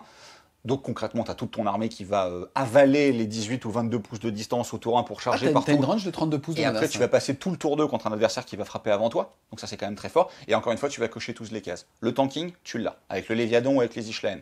Les bons héros, tu les as. On n'a pas parlé de l'Eidolon. Mais l'Eidolon, alors surtout l'aspect de la tempête. Donc l'Eidolon corps à corps. Et un gros gagnant. C'est le seul qu'on joue avant, c'était l'autre. C'est ça. Et un gros gagnant quand même de la V3 aussi, parce que lui se soigne nativement quand il charge, sachant qu'il peut retreat et charge, il charge tout le temps. Maintenant, il va commencer à se soigner de D3. Il a une protection à 5. Il devient beaucoup plus difficile à tomber qu'il l'était avant. Et l'heure de gloire, le +1 pour toucher, ce genre de choses, lui donne une létalité. Alors, c'est pas un Léviadon, mais mine de rien, c'est un assassin exceptionnel qui peut aller où il veut, déglinguer tous les petits persos, etc. Donc, t'as tes bons héros. Son seul défaut, c'est sentir le iode. Et à la base, je voulais dire la vieille schneck, mais ça sera coupé au montage. Je suis médusé. Repropre, et ça, tu te démerdes. Donc, après cette blague pourrie, on rappelle que les bons héros, ils les ont. Ils ont des prêtres dans l'armée. Hein, encore une fois, on se rappelle qu'il y a quand même des prières, alors beaucoup plus compliquées à mettre en place. Par exemple, la malédiction sur le Soulscryer que ça ne l'est sur les Queen Daughter of Cain, mais c'est une option qu'ils ont. Ils ont toujours leurs rituels qui sont assez sympathiques. Ils ont quand même de bons personnages. Et ils ont des bons monstres et une létalité suffisante pour tomber, un Mokrocha ou ce genre de choses. Voilà. Pour avoir testé contre mon frère, beaucoup, qui joue Idonette aussi, et qui aime bien les tortues. Je pense que les listes Tortues Ninja, avec les 4 tortues, on va aussi un petit peu les voir, parce que c'est des listes qui potentiellement sont très fortes aussi. Donc comme tu disais, peu d'entrées, mais toutes sont jouables. Le fait d'orienter un peu plus le gameplay vers la reverse plutôt que le combo tour 3, je génère 8 points de commandement et je te sabatte, fait que les trals sont obligatoires en ligne, donc on va en revoir aussi. Et plus on va en revoir, plus on va se rendre compte qu'ils sont pas si mauvais. Voilà, parce que c'est une unité qui a très souvent, et à raison, été sous-estimée ou pas jouée. Aujourd'hui, tu te rends compte que ne serait-ce qu'un pack de trals normal, c'est 21 attaques, en 2+, relance les 1, 2+. Reine -1, potentiellement dégâts 2. Donc, pour ce qu'ils valent et pour une petite ligne qui va prendre des petits points à droite à gauche, le jour où ils tombent Qui sur vont un perso, saturer justement contre le Swarm parce qu'ils vont gagner une attaque quand c'est que du 1 PV, qui vont passer des dégâts 2 quand tu as plus de 4 PV. Enfin, c'est tout ça qui fait que. Les rivers sont très mobiles parce que c'est une unité qui bouge de 8 nativement, qui peuvent relancer leur course. Donc, encore une fois, pour bouffer 18 pouces de portée et aller mettre un écran dans l'adversaire, c'est très bon aussi. Tout est jouable. Et c'est un gameplay qui est hyper agréable. Ouais, parce et que fluidité le manque de quoi. blessures mortelles. Les seuls qui pouvaient en mettre, c'était justement les morsards qui déchargeaient leur lance. Alors c'est peut-être l'explication de la hausse du coût du morsard qui fait que malheureusement du coup tu n'en verras quasiment plus parce que maintenant ils valent 40 points de plus que les Ishlen pour une létalité qui est pas tellement au-dessus parce que l'Ishlen est tellement fiable qu'il sature de manière monstrueuse et surtout en termes de tanking. Voilà, Ishlen est l'unité la plus tanky de tout le jeu donc c'était difficile pour le morsard de compenser. Faut quand même pas oublier que tu as la morsure d'Iléviadon qui, elle, est une bonne source de génération de blessures mortelles. Tu as les charges d'impact du Léviadon, les charges d'impact des personnages, voilà, sur Deepmare, qui vont te mettre des 3 blessures mortelles. Les sorciers peuvent se transformer en monstres, et donc aller mettre un stomp en action monstrueuse. Tu as quand même des blessures mortelles. C'est pas l'armée qui en génère le plus, mais elle les génère par 6, par exemple, dans le cas du Léviadon, sur des monstres, et c'est ces unités-là que tu as besoin de frapper fort à la blessure mortelle. Donc, moi, j'ai testé contre du Lunette en jouant du Sons of Behemoth, donc en termes de tanking, une des armées qui se pose le plus là, ils sont tombés, les géants. Hein. Voilà. Donc, c'est pas une armée qui a une trop grosse difficulté à tomber. Encore une fois, à part les MVP type Archaon Nagash qui sont trop compliqués. Pour le reste, ils peuvent gérer du Mokrocha, ils peuvent gérer du Kragnos, ils peuvent gérer tout ça. Donc, c'est une très bonne armée qui se place très bien, qui a un gameplay qui est hyper agréable et qui redevient affrontable sans frustration. Parce que clairement, il y a eu une période, alors comme tu as dit, c'était le Covid, il n'y avait pas énormément de tournois, mais où affronter l'Idonette, c'était un peu triste. Ils ont gardé leur grande fiabilité, et ça forcément c'est un argument que moi j'apprécie, mais ils sont plus aussi forts qu'ils étaient avant, mais ils sont parfaitement jouables et parfaitement dans le méta. Yes. En fait, je voudrais pas que certaines personnes prennent ton argument, ils sont plus aussi forts qu'avant, ils sont plus aussi cons qu'avant. Enfin, et aujourd'hui, vraiment, on peut conseiller à n'importe qui veut se lancer dans cette collection-là, aussi bien pour le modéliste que pour le jeu d'y aller, il ne se sentira jamais frustré par un manque de puissance. Ah non, clairement pas. Mais en fait, avant, et de manière justifiée, l'Idonette avait quand même un peu une réputation. Donc entre le Broken Ring Morathi et le début de la V3, c'était un peu l'armée de neuneux, quoi. C'est-à-dire, ça se pilotait tout seul, t'étais d'une fiabilité absolue, on pouvait pas te tuer, tu faisais quasiment ce que tu voulais, t'empêchais les gens de pile-in, etc. Les règles, on va dire un peu glitch, quoi. Le bateau, le nuage de minuit, le fait de frapper avant que l'autre utilise ses attitudes et tout ça, ça a disparu, en fait. Les règles de la V3 ont lissé tout ça, leur fac a lissé tout ça. Et du coup, voilà, comme tu dis, assaini, c'est tout à fait ça. C'est une armée qui aujourd'hui est saine, qui n'est plus game break débile, mais qui est quand même très forte, voilà, et parfaitement jouable et parfaitement affrontable. Donc c'est une des grosses réussites pour moi des armées hors d'or de la V3, parce que c'est une armée que les joueurs Idonette ont beaucoup de plaisir à rejouer, parce que maintenant il faut un peu plus se creuser la tête qu'avant, c'est quand même vachement agréable quand tu cherches ce genre de choses, et c'est beaucoup plus agréable à affronter aussi, parce que t'as pas l'impression de pouvoir rien faire contre une armée qui va systématiquement te bâcher tes 3. On requitte les oreilles pointues et on retourne vers les personnes de petite taille avec les Caradrons Overlord. Pareil, intéressant de se dire que les Caradrons Overlord, qui sont des nains steampunk basés sur la technologie à vapeur, donc futuriste, dans un univers high fantasy, donc c'est même pas spécialement futuriste, ils avaient commencé assez faibles quand ils étaient sortis. Ensuite, justement, on était rentré dans un méta de tir. Au fur et à mesure, justement, des itérations, des manuels généraux de l'ancienne édition, leur coût en points avait baissé jusqu'au moment où c'était désarmée en termes de tir chirurgical, est-elle une des plus puissantes du jeu. Ouais. Donc, pareil, très frustrante à affronter.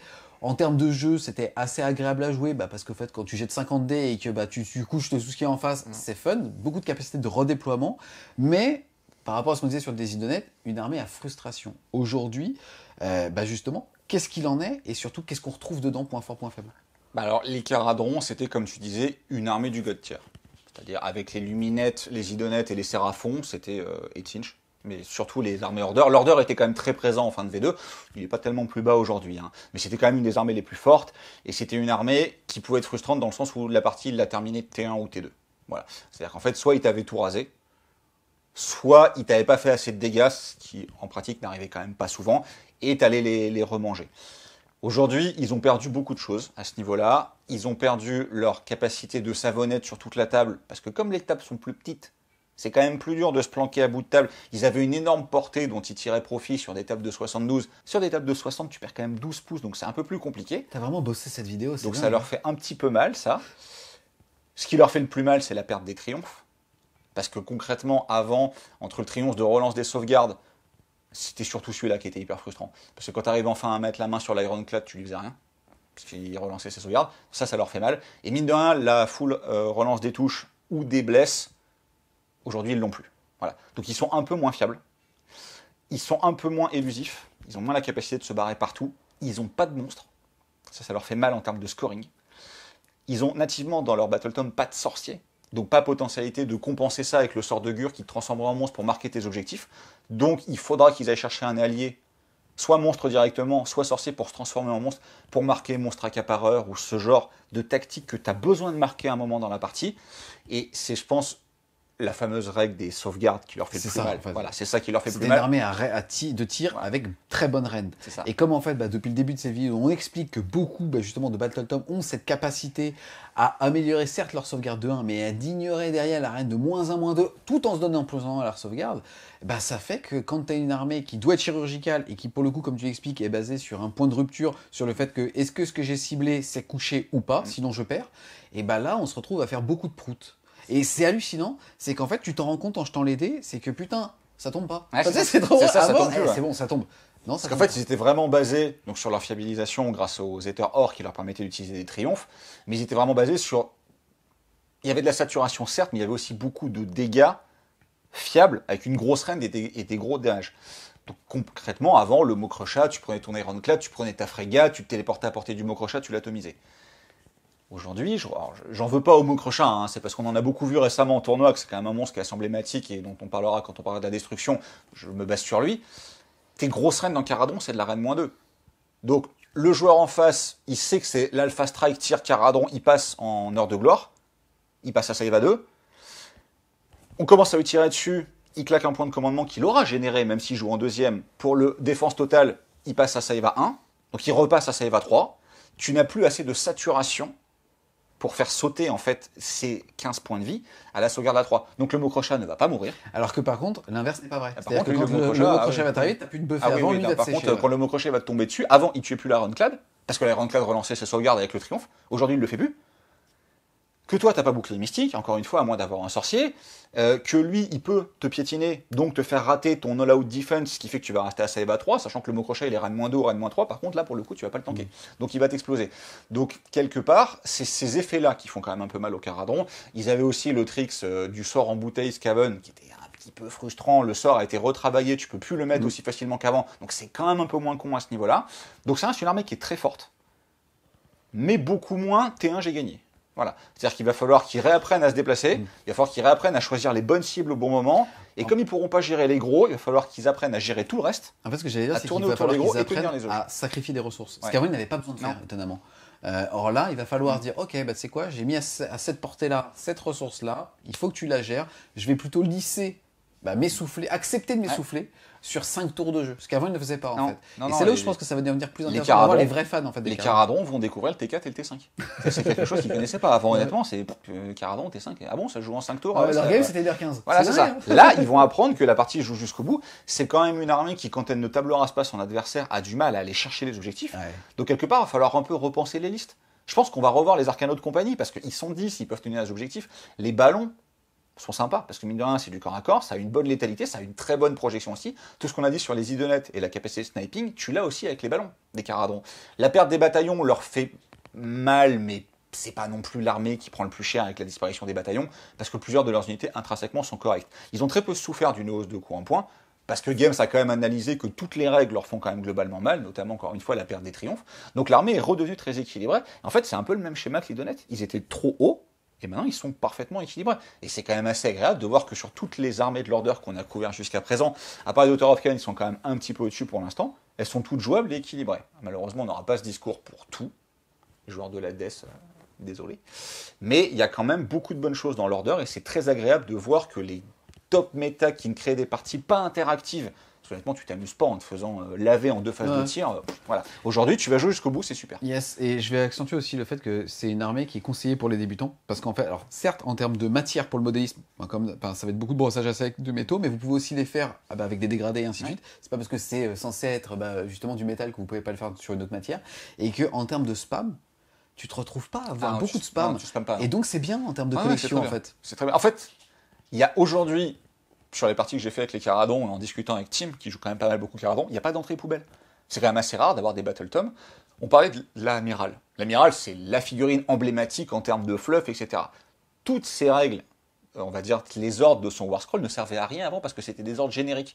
Aujourd'hui, comme les ordres génériques ont changé, tu redécouvres l'amiral et tu te dis « Ah, mais elles sont là mes relances de 1 ». Mais du coup, il est super bien l'amiral. Ouais. Voilà, donc tu rejoues l'amiral, le kémiste est bien aussi maintenant. Tous les petits bonus, les relances qu'avant tu avais par tes triomphes, donc tu te moquais de tes personnages. Aujourd'hui, tu les redécouvres tous, les personnages. Le Landring Master sur son ballon est aussi super bien, parce que lui, c'est pareil en termes de tanking. Avant, il était éthéré, aujourd'hui, il l'est plus, mais avec son heure de gloire, avec son loud defense, avec tout ce qu'il veut, il va y aller aussi, lui, au corps à corps. Les ballons sont bien, les 2 unités de ballon sont bien, tous les vaisseaux sont bien. Honnêtement, tu peux jouer à peu près ce que tu veux. Et ce qui est bien aussi avec les Cardons, c'est que leur spatioport oriente vraiment des gameplays qui sont très différents. Voilà. Et du coup, tu peux, avec une collection de figurines, si tu as toutes les entrées du Battle Tom, jouer plein de choses différentes et tu joueras pas ton armée de la même manière. Maintenant, ils ont perdu cette capacité de laver l'armée adverse en un tour. Et honnêtement, je pense que pour le méta global et pour l'intérêt des 2 joueurs aussi, c'est mieux. On retourne avec les oreilles pointues. On fait petite taille oreille pointue, et on va parler des luminettes. Luminettes, avant-dernière armée sortie dans l'univers d'Age of Sigmar, introduit justement par une refonte des Zoelfs avec le retour de Teclis qui est passé à l'état de dieu aussi, un petit peu comme Moratti. C'est une armée qui a fait couler beaucoup d'encre, c'est une armée qui a amené beaucoup de critiques envers les joueurs et l'équilibrage de Game Workshop au sein justement d'Age of Sigmar.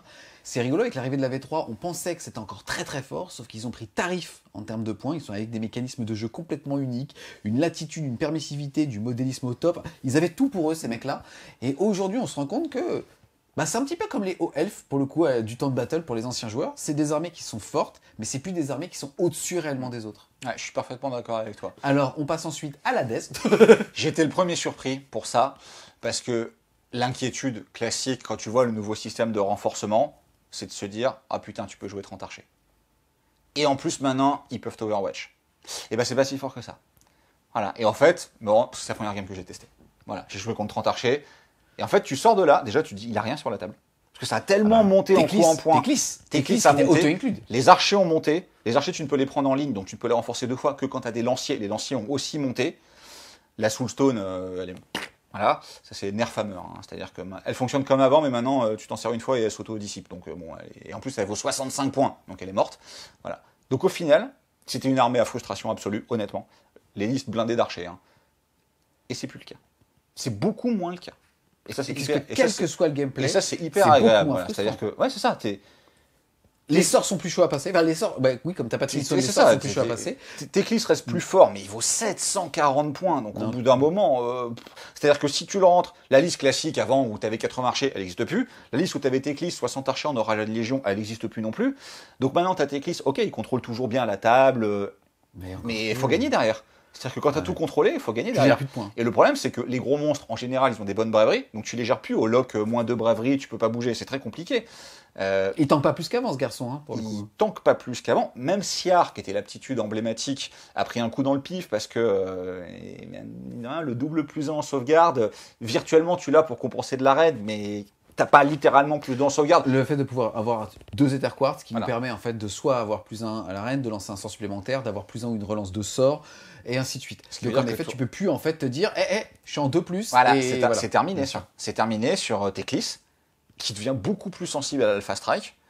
Donc mine de rien, non, ça a été une vraie surprise parce que, encore une fois, c'était une des armées les plus cons, voilà. Et c'est plus le cas. Voilà. Et justement, et ça redonne envie de jouer parce qu'en fait, elle redevient gratifiante à jouer. Parce qu'en fait, en gros, dans l'éventail stratégique, aussi bien des figurines que des règles, on peut tout faire. Ouais. On peut faire du tir, on a de la cavalerie, on a de l'infanterie tanky, on a tout, on a énormément de sorcellerie, donc un arsenal de sorts. Et waouh, on regarde la table, on se dit, ok, qu'est-ce que j'ai envie de faire aujourd'hui? Et c'est génial. Sauf que c'est plus finger in the nose. Alors, là, c'est vraiment le mec peut me retourner le fion. Qu'on nous fasse pas dire ce qu'on n'a pas dit, ça reste aujourd'hui une armée qui est dans le God tier. D'après les Anglais de Facehammer, c'est pas mon classement, hein, c'est le leur. Ils ont mis les luminettes dans le God tier. Je les mettrais mid-top, mais pas top tier. Voilà. Moi, je pense qu'ils sont entre le God tier et le top tier. Ça reste très fort. Parce que ça reste très fiable. Mais un peu ce qu'on disait sur les luminettes et les caradrons, et encore une fois, ça c'est le vrai kiff de ce début de V3, c'est moins débile.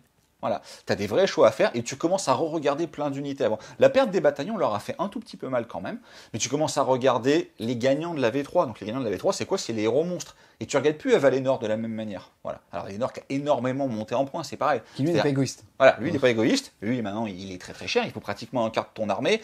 Mais en Imétrique, le fait d'ignorer la reine -2, le fait de pouvoir se booster, enfin ça te fait un vrai point d'ancrage. Le mec c'est une montagne littéralement, donc ça tombe bien. Il fait 30 dégâts. Il se pose virtuellement, parce qu'il a du mal à les placer, mais c'est pareil, avec son heure de gloire, il va un peu fiabiliser ça. C'est vrai, je te raconterai cette game toute notre vie, sache-le. Voilà, mais ça n'arrivera pas contre un autre gros monstre, parce que l'autre gros monstre, il va claquer tous ses buffs en défense et tu lui feras plus rien. Mais les esprits de la montagne classique sont bien. Sephiret est bien, mais mine de rien, la table un peu plus petite, il s'en va un peu moins loin, et il a pris 45 points de bonhomme. C'est ça, ce que et j'allais en fait, dire. comme tout a monté... C'est comme tes listes. Avant, facile. Maintenant, tu le mets, tu dis merde. Ouais, c'est ça. En fait, quand tu fais ta liste par rapport à avant, tu dis chouette, j'ai plus de bataillon à payer, il n'existe plus. Mais en fait, tu rentres beaucoup moins de choses. Donc les mecs vont devoir repenser les listes. Et je suis le premier très agréablement surpris de me dire que maintenant, un mec me sort beaucoup d'archers. Ok, viens. Alors, juste moi, je voudrais aussi revenir sur le visage d'une armée. Tu as une vraie armée OL. Avant, tu étais obligé de la polariser. C'est-à-dire qu'avant, tu mettais soit tes archers, soit tes lanciers, ou tes lanciers pour créer des lignes. Mais maintenant, en fait, comme les pauses se jouent plus via des bataillons, mais via des bataillons génériques, tu vas avoir justement cette phalange de lanciers, archers et les petits crochets qui vont pouvoir faire, les petits persos à côté, le décor qui est magnifique, mais qui est aussi moins con qu'avant. Enfin, parce qu'il doit aller chez toi. Ouais. Mais tu vas justement avoir tout ça, et je trouve que ça redevient gratifiant à jouer parce que panel stratégique super large, mais plus justement frustrant pour son adversaire, ou en tout cas tout ne rentre plus en fait. Ça, en tout cas en termes de frustration. En fait, le tout ne rentre plus, et en fait le gros problème des listes luminettes avant, c'est que tu avais l'impression que les mecs ils faisaient tout quoi. C'est-à-dire, ils te contrôlaient, ils avaient une surlétalité. Quand tu arrivais à les taper, ils claquaient leurs Etherquads, ils passaient un tanking. Enfin, tu avais quand même des archers luminettes, donc des mecs en pyjama qui tankaient quand même mieux que des Stormcast. Tu te disais, c'est un petit peu embêtant. Ils étaient ceinture noire, ils étaient de l'esquive. Ouais, d'accord. Enfin, les mecs qui tankaient à la Save à 3 ou à l'éther et casse plus, enfin des trucs que tu te disais non, c'est pas possible. Ça a quand même un peu baissé. Donc, ça reste une armée qui est extrêmement forte. On avait quand même été assez dur. Pour moi, à juste titre, je ne m'excuse pas de ça, je reste droit dans mes petites chaussettes blanches. On avait quand même été dur avec les joueurs luminettes, parce que c'était quand même une armée fervent-doufi au rapport. Beaucoup moins, je trouve. Voilà, beaucoup moins, et je trouve ça hyper agréable. Tu donnes raison à tous les connards qui m'ont insulté sur un des rapports de bataille. Honnêtement, c'était une armée qui souffrait aussi, mais les elfes ont toujours souffert de la mauvaise réputation. Hein. Je me rappelle des hauts elfes qui tapaient tous en premier à une époque en la V6 de Battle, je crois, qui souffraient d'une mauvaise réputation. Merde. Mais ils la méritaient quelque part parce qu'il y avait trop de permissivité dans le gameplay, il y avait trop de trucs trop forts. Aujourd'hui, les archers n'ont pas changé. Ils tirent toujours à 48 pouces sur des tables de 40, sans ligne de vue, en te mettant des BM, etc. Tu fais quand même 10 BM pour 500 points, et donc finalement tu t'essouffles. Ça, et puis surtout qu'avant, les 10 BM, le Mokrocha il perdait ses 10 points de vie, il les retrouvait pas. Là, il les retrouve. C'est-à-dire que tu as claqué 500 points pour pas le tuer, parce que concrètement, il n'y a que les BM qui vont lui faire quelque chose, le reste va pas lui faire grand-chose. Et puis il va jouer, puis il va se soigner. Et puis il y a la petite prière du chaman, ou du war chanteur, qui va le re-soigner. Et puis tu as ton war doc qui est priest, et qui du coup, à la nouvelle prière, il va le re-soigner. Et puis double tour, et puis tu vas te re-soigner. Et puis au final, tu as claqué tes archers pour pas tuer ton Mokrocha. Par contre, lui va t'arriver dessus. Et quand c'est terminé, le double Ether Quartz, machin, tout ça, tu vas l'Overwatch, certes, mais c'est moins fort que ce que je craignais. Du coup, très honnêtement, bonne surprise sur les luminettes. Tu vois que je t'ai marqué avec les sauvegardes à 2. On va pouvoir arrêter de leur dire qu'ils sont trop forts jusqu'à la sortie de leur prochain Battle Tome où ils redeviendront tout craqués. Mais pour l'instant, en tout cas, ça reste une des armées les plus fortes du jeu, mais beaucoup moins frustrante qu'avant, et ils vont devoir plus réfléchir sur la conception de leur liste. Voilà. Et tu as toujours les listes hyper sympas où tu peux jouer les listes un peu Avenger, où tu vas jouer le Lore Seeker, tu vas jouer les jumeaux, tu vas jouer Sephiroth, tu vas jouer Valinor, tu vas jouer tout un tas de gros persos qui sont pas débiles, qui sont compliqués à jouer, qui t'apportent un gameplay hyper agréable parce que vraiment tous tes tricks, tu vas aller les chercher. Tu te rappelles l'éventail du mage sur son nuage, là, Sangoku, qui fait retreat unité, ce genre de choses. tu as beaucoup de bonnes choses. Je pense que la ligne de fond de cours full archer, c'est terminé. Ou alors, si les gars continuent à la sortir, ils n'auront plus assez de létalité pour gérer les, et ils marqueront trucs pas, qui sont surtout, trop... en fait, Et ils marqueront pas assez de points. C'est ça aussi leur problème. C'est qu'aujourd'hui, alors certes, tu vas pouvoir transformer n'importe lequel de tes innombrables sorciers en monstres pour marquer ces points-là. À part les Spirit of the Mountain, t'as pas non plus énormément de monstres. Alors, ils sont très bons, hein, mais t'as pas non plus tant de monstres que ça à côté. Donc, honnêtement, aujourd'hui, à part peut-être les unités qui étaient quand même en dessous, on parle encore des pauvres sur Kangourou, qui eux, même en V3, ils sont quand même encore un petit peu en dessous. Tout le reste est jouable. Et il y a plus ce gap abyssal entre Teclis et les archers, qui ont quand même pris très cher sur leur coin point. Donc, c'est un bon rééquilibrage par le bas et nécessaire des luminettes qui est hyper agréable. On enchaîne ensuite avec les Séraphons. Séraphons, c'est quand même assez intéressant, parce que pareil, en fait, au fur et à mesure, justement, de la deuxième édition, ils sont partis au niveau de la lecture de Game Workshop de là à là, parce que peu joué, ou en tout cas, ils faisaient pas de perf sur le méta observé par Game Workshop, c'est-à-dire le méta américain, alors que nous, en France, ils ont toujours performé. C'est ça qui est rigolo. Et ils sont devenus très forts après, justement, avec la refonte de leur Battle Tome. Ils ont eu des aberrations, justement, telles que Croak. Là, il a été refondu aussi bien en termes de figurines que de règles. Qu'est-ce que tu peux nous dire sur eux ? À quoi se résume leur gameplay ? Quelles unités à ajouter dedans ? Et justement, à quoi va ressembler une armée ? Alors, ce que tu as dit sur Croak, c'est tout à fait ça. C'est-à-dire que tu avais l'ancienne figue qui était très moche, la nouvelle qui est comme ça, et les règles ont fait l'inverse. C'est-à-dire il était beaucoup trop fort, beaucoup trop frustrant. En dessous de 400 points, donc rentrable dans n'importe quelle armée en allié, tout ça c'est terminé. Aujourd'hui, il vaut plus de 400 points. Il a pris tarif. Il a pris tarif principalement, pas sur sa létalité, qui n'a pas changé, mais il a pris tarif sur son tanking. Donc aujourd'hui, payer plus de 400 points pour un truc qui peut quand même mourir relativement rapidement, 3 PV. qui a moins d'impact, 3 PV, fiasco, 3 PV, 18, il est mort. Qui a quand même un peu moins d'impact sur la game, crois qu'il est moins fort qu'avant. Voilà, donc ça c'était une des sources de frustration principale qui a disparu. Les Séraphons restent comme City of Sigmar, une armée où tu peux faire beaucoup de choses. Ils ont de la cavalerie, ils ont des gros monstres. Alors, l'Oracle King sur Troglodyon, on s'est dit, ok, il est héros, il est monstre, c'est son heure de gloire, il a pris tellement cher en termes de coûts en points que c'est compliqué. Par contre, les personnages Saurus sur Carnosaur, sur Gros Dino, qu'on a envie de voir jouer depuis le début, parce que les figues elles sont emblématiques, et qu'on se dit c'est quand même le moment de les jouer, eh ben ils sont jouables. Ça fait quand même vraiment plaisir. Les Bastiladons restent toujours bien. Les listes où tu spammais par exemple les Bastiladons pour en lézard tonnerre, les faire tirer 3 fois chacun, c'est fini, parce que comme tu peux plus lancer 3 fois le même ordre, t'en as plus que 1. Donc t'en joues plus 3, t'en joues 1, tu le fais tirer 2 fois, mais c'est bien. Tout ce qui était vraiment trop fort, à l'exception près du prêtre skin qui te donne des 6 à la BM pour blesser, c'est quand même un peu moins violent que pour toucher, ont été globalement rééquilibrés. Les salamandres et les caméléons, qui étaient des unités qui sont très fortes, ont quand même beaucoup, à travers les versions, augmenté leur coût en points, ce qui fait qu'aujourd'hui, ils sont très forts, mais tu les as payés pour ça. Leur tanking n'est pas monstrueux. Le Séraphon est vraiment bien. Encore une fois, il est rééquilibré par rapport au reste. Il reste dans le haut du panier, mais il n'a plus tous les tais-toi les règles qu'il avait avant. Le fait d'avoir les Endless Spellbound, ça a disparu, parce qu'aujourd'hui, maintenant, plus ou moins tout le monde les a tant que leur sorcier reste à 30 pouces, mais mine de rien, ça leur enlève quand même un de leurs petits avantages. C'est toujours des très bons sorciers.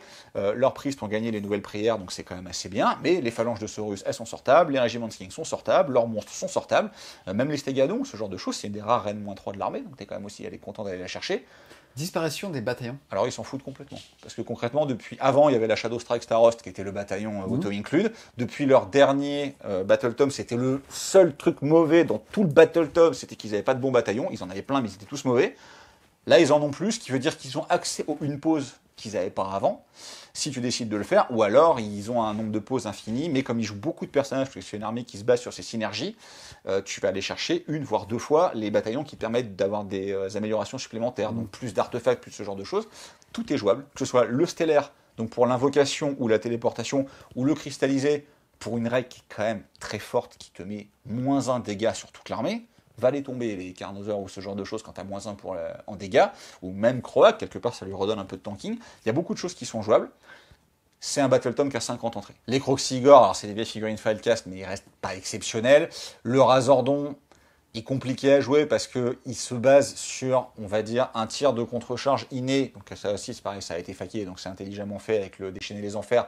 Mais sur de la saturation avec pas de reine, donc aujourd'hui ça marche quand même moins bien, ce type de stratégie-là, mais leurs monstres sont jouables, leur infanterie est jouable, leur cavalerie est jouable, leurs personnages sont jouables, ils ont la possibilité de générer un gros volume de blessures mortelles, ça n'a pas changé, donc ils peuvent faire sauter les gros monstres d'en face en cas de besoin, et ils peuvent marquer tous les points ou tous les grandes tactiques qu'ils auraient envie de marquer avec une liste qui va penser à inclure des monstres, ce genre de choses. Est-ce que c'est une armée que tu conseillerais à des débutants? Parce qu'en fait, c'est une armée qui, alors qu'au niveau malheureusement sculpture, a quand même un petit peu vieilli. Ce sont des vieux kits, mais comme c'est des écailles, ça passe. Ouais, ça passe. Ouais. Mais qui séduit beaucoup de monde. En fait, étonnamment, tu regardes, même les nouveaux joueurs ont envie de se rediriger, parce que Game Workshop met bien en avant aussi justement ces figurines-là, via les visuels, via la peinture justement contraste et ainsi de suite. Mais est-ce qu'en termes de gameplay, toi, c'est une armée que tu conseillerais à des débutants?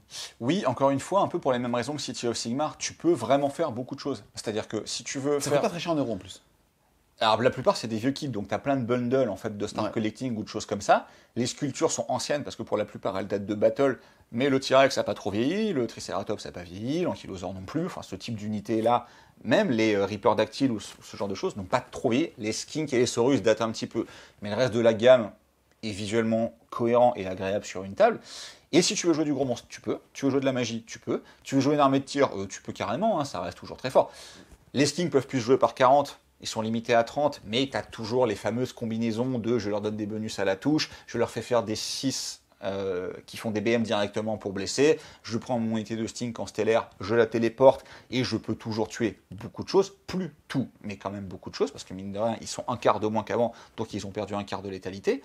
Voilà, c'est encore une fois une armée que les règles ont quand même plus ou moins remis dans le rang, et pour beaucoup des armées de l'Order qui étaient au-dessus, qui sont redevenues fortes, voilà, mais pas exceptionnelles, c'est quand même vraiment agréable aussi. Et tu as beaucoup de choses, encore une fois. Si tu veux jouer une armée sans magie, sans BM, full cavalerie, avec des monstres, tu peux, c'est pas ridicule.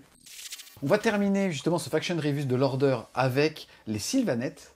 Qu'est-ce que tu peux nous dire sur eux? Ils ont été boudés, malheureusement, quasiment depuis le début d'AOS. En tout cas, le principe même d'articuler des collections et donc des achats autour de forêts, où ton budget de décor était quasiment aussi conséquent que celui de ton armée. Alors ça, malheureusement, ça n'a pas trop changé. La nouvelle disposition des tables, avec des tables plus petites et un nombre de décors conseillés par table de 8, fait que c'est dans tous les cas toujours un petit peu complexe de mettre des forêts. Maintenant, elles sont un peu plus simples à placer quand même, notamment parce que tu vas pouvoir invoquer, au lieu du cercle complet, tu vas pouvoir invoquer des petits croissants de forêt. Voilà. Ce qui les rend un peu plus faciles de les positionner entre les décors. Après, le gameplay Sylvanette a toujours été très orienté autour des forêts, mais vu ce que la V3 t'apporte, notamment sur les monstres, tu en as moins besoin qu'avant.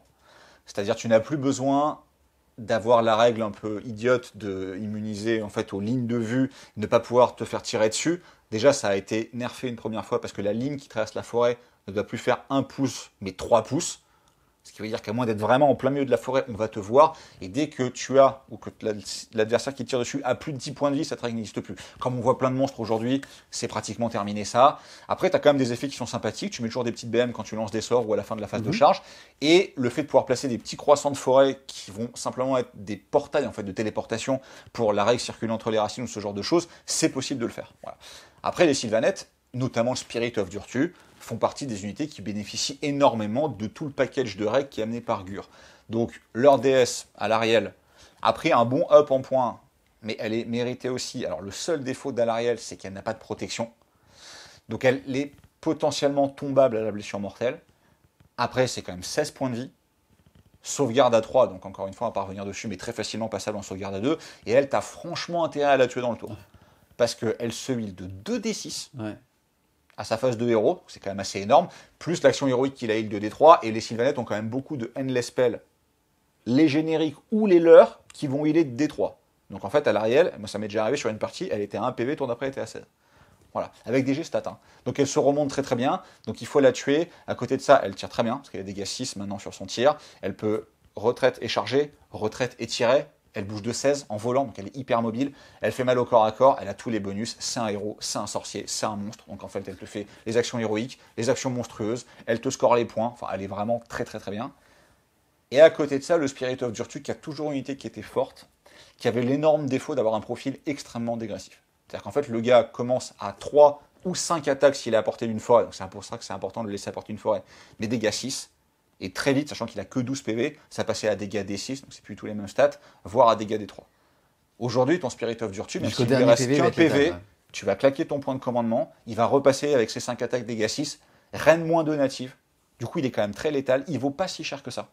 Donc c'est vraiment une bonne unité. Ils ont aussi gagné depuis le dernier Broken Rim le Warsong, qui est une pépite, voilà, qui est une très très bonne unité.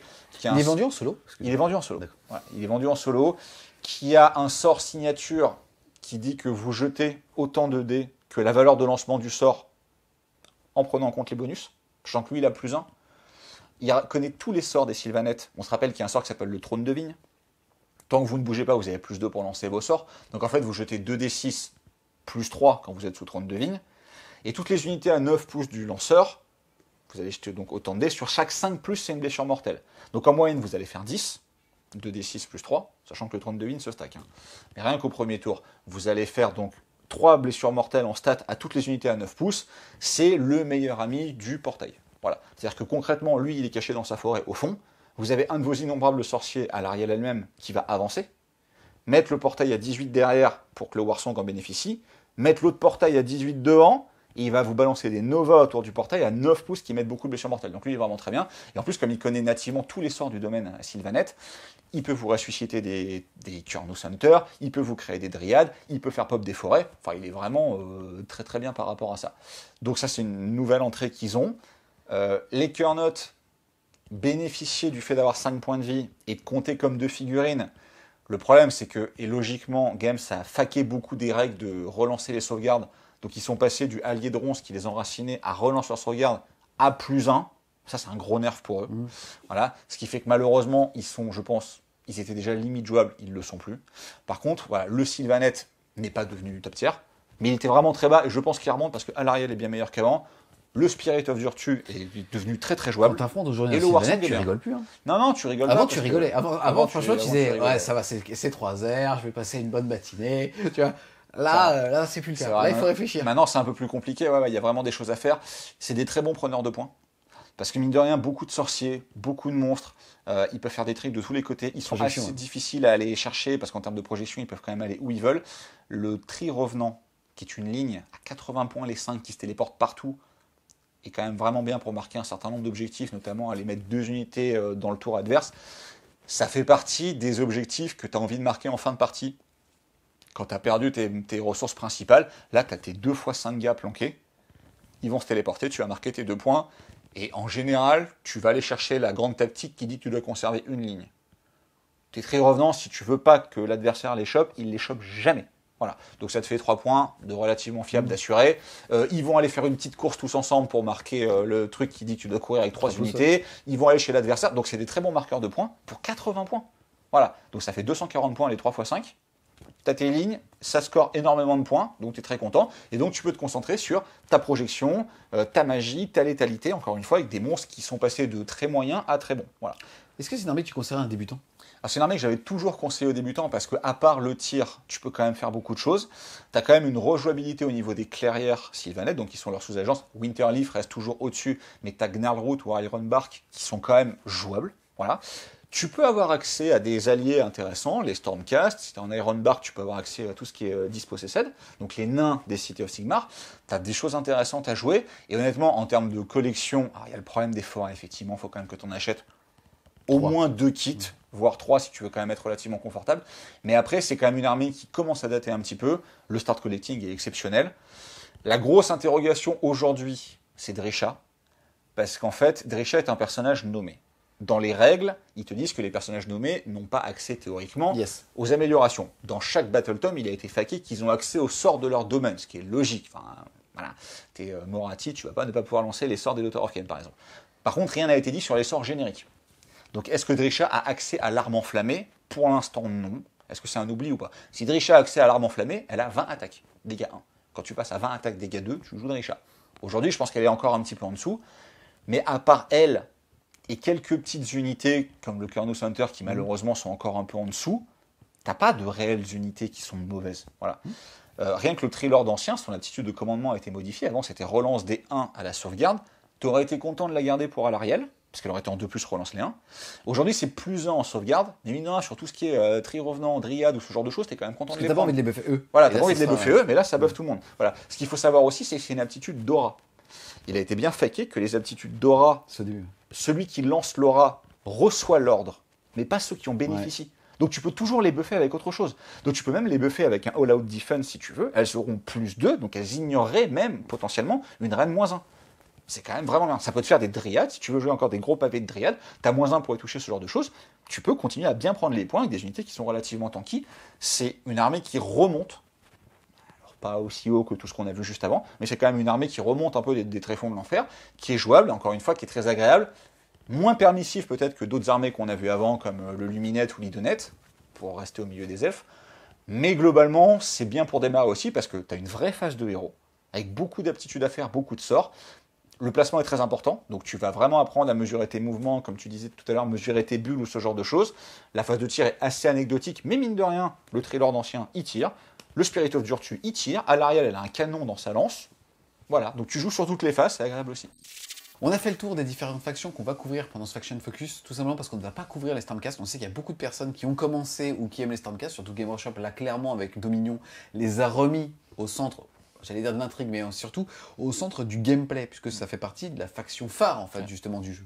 Donc ça, on va attendre clairement un Battle Tome Review pour justement se focaliser là-dessus. Ce qui est très intéressant, c'est que historiquement, l'Order était la grande allégeance la plus représentée, et certainement aussi la plus forte. La destruction était la moins représentée et la moins forte. Là, c'est intéressant de voir justement comme ce qui était très fort a été rééquilibré, pour que ça ne soit pas moins fort, mais que ça soit moins con. Et ce qui était en dessous, est soit resté en dessous, parce qu'en termes de modélisme, de toute façon, c'était des trop vieilles pièces, ou alors ça a été harmonisé justement avec le dessus. C'est super intéressant. Ouais, je suis tout à fait d'accord avec ce que tu dis. Il y avait un écart quand même qui était assez abyssal entre Séraphon, Luminette, Caradron, par exemple, et dans une moindre mesure, Stormcast, City of Sigmar, Sylvaneth. Et Sylvaneth encore en dessous de tout ça. Aujourd'hui, je trouve que l'écart s'est resserré au sein de l'Order et même au sein des autres allégeances qu'on va voir derrière, où, comme tu disais, la destruction, c'était quand même le parent pauvre d'AOS, et aujourd'hui, c'est toutes les factions, on va dire, c'est plus fort, c'est plus fort, c'est plus fort. Quand on fera la vidéo, ça va être la vidéo du pouce sourire, parce que tout est meilleur. Donc c'est vraiment bien au niveau de l'Order. Je peux avoir Kragnos. Voilà. Je ne vais pas te le dire. L'Order peut avoir Gotrek. Et... Voilà. Et ça aussi, voilà, faut pas oublier, on a une des grosses pertes de la V3 qui est Gotrek qui peut rentrer dans n'importe quelle armée. Donc même en Sylvaneth, par exemple, qui est peut-être la faction la moins forte des factions Order, qui est déjà meilleure qu'avant, peut intégrer un Gotrek qui est bien meilleur qu'avant. Il y a des nouveaux Endless-Spells qui lui permettent de faire des choses incroyables. Honnêtement, je trouve que c'est un très bon travail. Et il n'y a pas de grosses sources de frustration potentielle type Archaon Nagash dans l'Order. À part Moratti, mais j'ai du mal à dire qu'elle est frustrante. À l'Ariel est équilibrée. Voilà, Teclis est redevenu presque le niveau d'Alariel, ils veulent le même coup en point. Honnêtement, Alariel a plus d'impact de prise de points ou de létalité sur la game que Teclis. Teclis va toujours te faire toute la magie qu'il a envie de te faire, mais il a plus de mal à prendre des points, il a plus de mal à survivre sur le long terme, alors que la plupart des gros personnages, justement, gagnent du tanking et de la survivabilité. C'est quand même bien de voir que maintenant, les parties vont s'étaler, qu'on va jouer plus longtemps, parce que qui dit plus de temps de jeu, dit plus de choix à faire. Donc le niveau aussi intrinsèque du joueur et pas de sa liste va aussi plus rentrer en ligne de compte. On va aussi plus progresser, parce que les premières parties, moi le premier, au bout du tour 2, je ne pouvais plus marquer aucune tactique, parce que j'ai fait n'importe quoi, et tu te rends compte qu'en fait, tu as fait beaucoup d'attrition, mais tu peux plus marquer de tactique, et ton adversaire à qui t'a laissé 5 traits revenants, ben il va marquer, je vais chez toi, et puis moi j'ai survécu, donc j'ai marqué ma tactique, alors que toi tu as choisi de tuer mon général, mais le tien il est mort, tu vois, et je te mets 5 points, et je te mets 5 points, et je te mets 5 points. Et ces points vont quand même compter de plus en plus, voilà, surtout qu'on est quand même en train de rentrer dans une ère où la plupart des organisateurs de tournois commencent à se dire qu'on va quitter le système un peu binaire de 20-0. La OSFF est en train de faire un très bon travail par rapport à ça, avec un système de points intelligent. Donc tu vas te battre pour marquer ta grande tactique, tu vas te battre pour marquer tes stratégies de bataille, tu vas te battre pour marquer tes primaires. Chaque point comptera en fait, c'est-à-dire qu'en fait en équipe, ça ne sera pas quelque chose de binaire, c'est-à-dire j'ai fait une victoire majeure ou une victoire mineure, non. Chaque point de la partie sera cumulé avec ses copains, et donc en fait ça sera le score global de l'équipe, où chaque finalement objectif primaire, secondaire ou tertiaire de joueurs compte. Ouais, ou même du joueur. C'est-à-dire que tu fais ta partie, avant tu terminais 22-23. Tu t'étais battu au bout du 5e tour pour faire 22-23, tu prenais 20-0, tu rentrais, t'étais triste quand même. Là tu feras 22-23, tu feras ton 11-9. Tu te seras battu pour toi, jusqu'au bout, tu seras allé marquer ta tactique, tu auras marqué des points, et peut-être que celui qui t'a battu derrière, il va se prendre boîte sur boîte, mais toi tu vas gagner, et tu lui repasseras devant. Donc ce système de points de tournoi qui est en train de se mettre en place, qui est encore une fois une excellente chose, combiné avec les objectifs secondaires et tertiaires, font que tu ne vois plus le jeu de la même manière. Et donc ce n'est plus une course à table rasée l'adversaire le plus rapidement possible, ce qui n'est quand même pas forcément le plus intelligent, et ça redevient quand même très stratégique. C'est une course à qui met le lance le plus tanky. Donc, alors, c'est la frustration, c'est l'ultra tanky, mais à côté de ça, quelque part, la version parfaite n'existera jamais. Mais en dehors de ça, il y a quand même beaucoup de bonnes choses, et quand tu re-rentres dans les armées, celles qui étaient vraiment débiles, tu te dis elles le sont moins, celles qui étaient injouables, elles le sont plus. Je pense que c'est un bon pas fait dans la bonne direction. En tout cas, un grand merci à toi, Pride, justement d'être venu présenter la grande allégeance de l'Order. On espère clairement que vous avez aimé la vidéo. C'est le cas, n'hésitez pas à mettre un gros pouce bleu dessus, à laisser les toilettes propres comme l'Order. C'est ça qui différencie la destruction de l'Order, bien évidemment. Si vous voulez continuer de supporter French Wargame Studio, n'hésitez pas à aller faire un tour sur son Tipeee, le lien sera en description. Et nous, on vous dit à plus les Wargamers.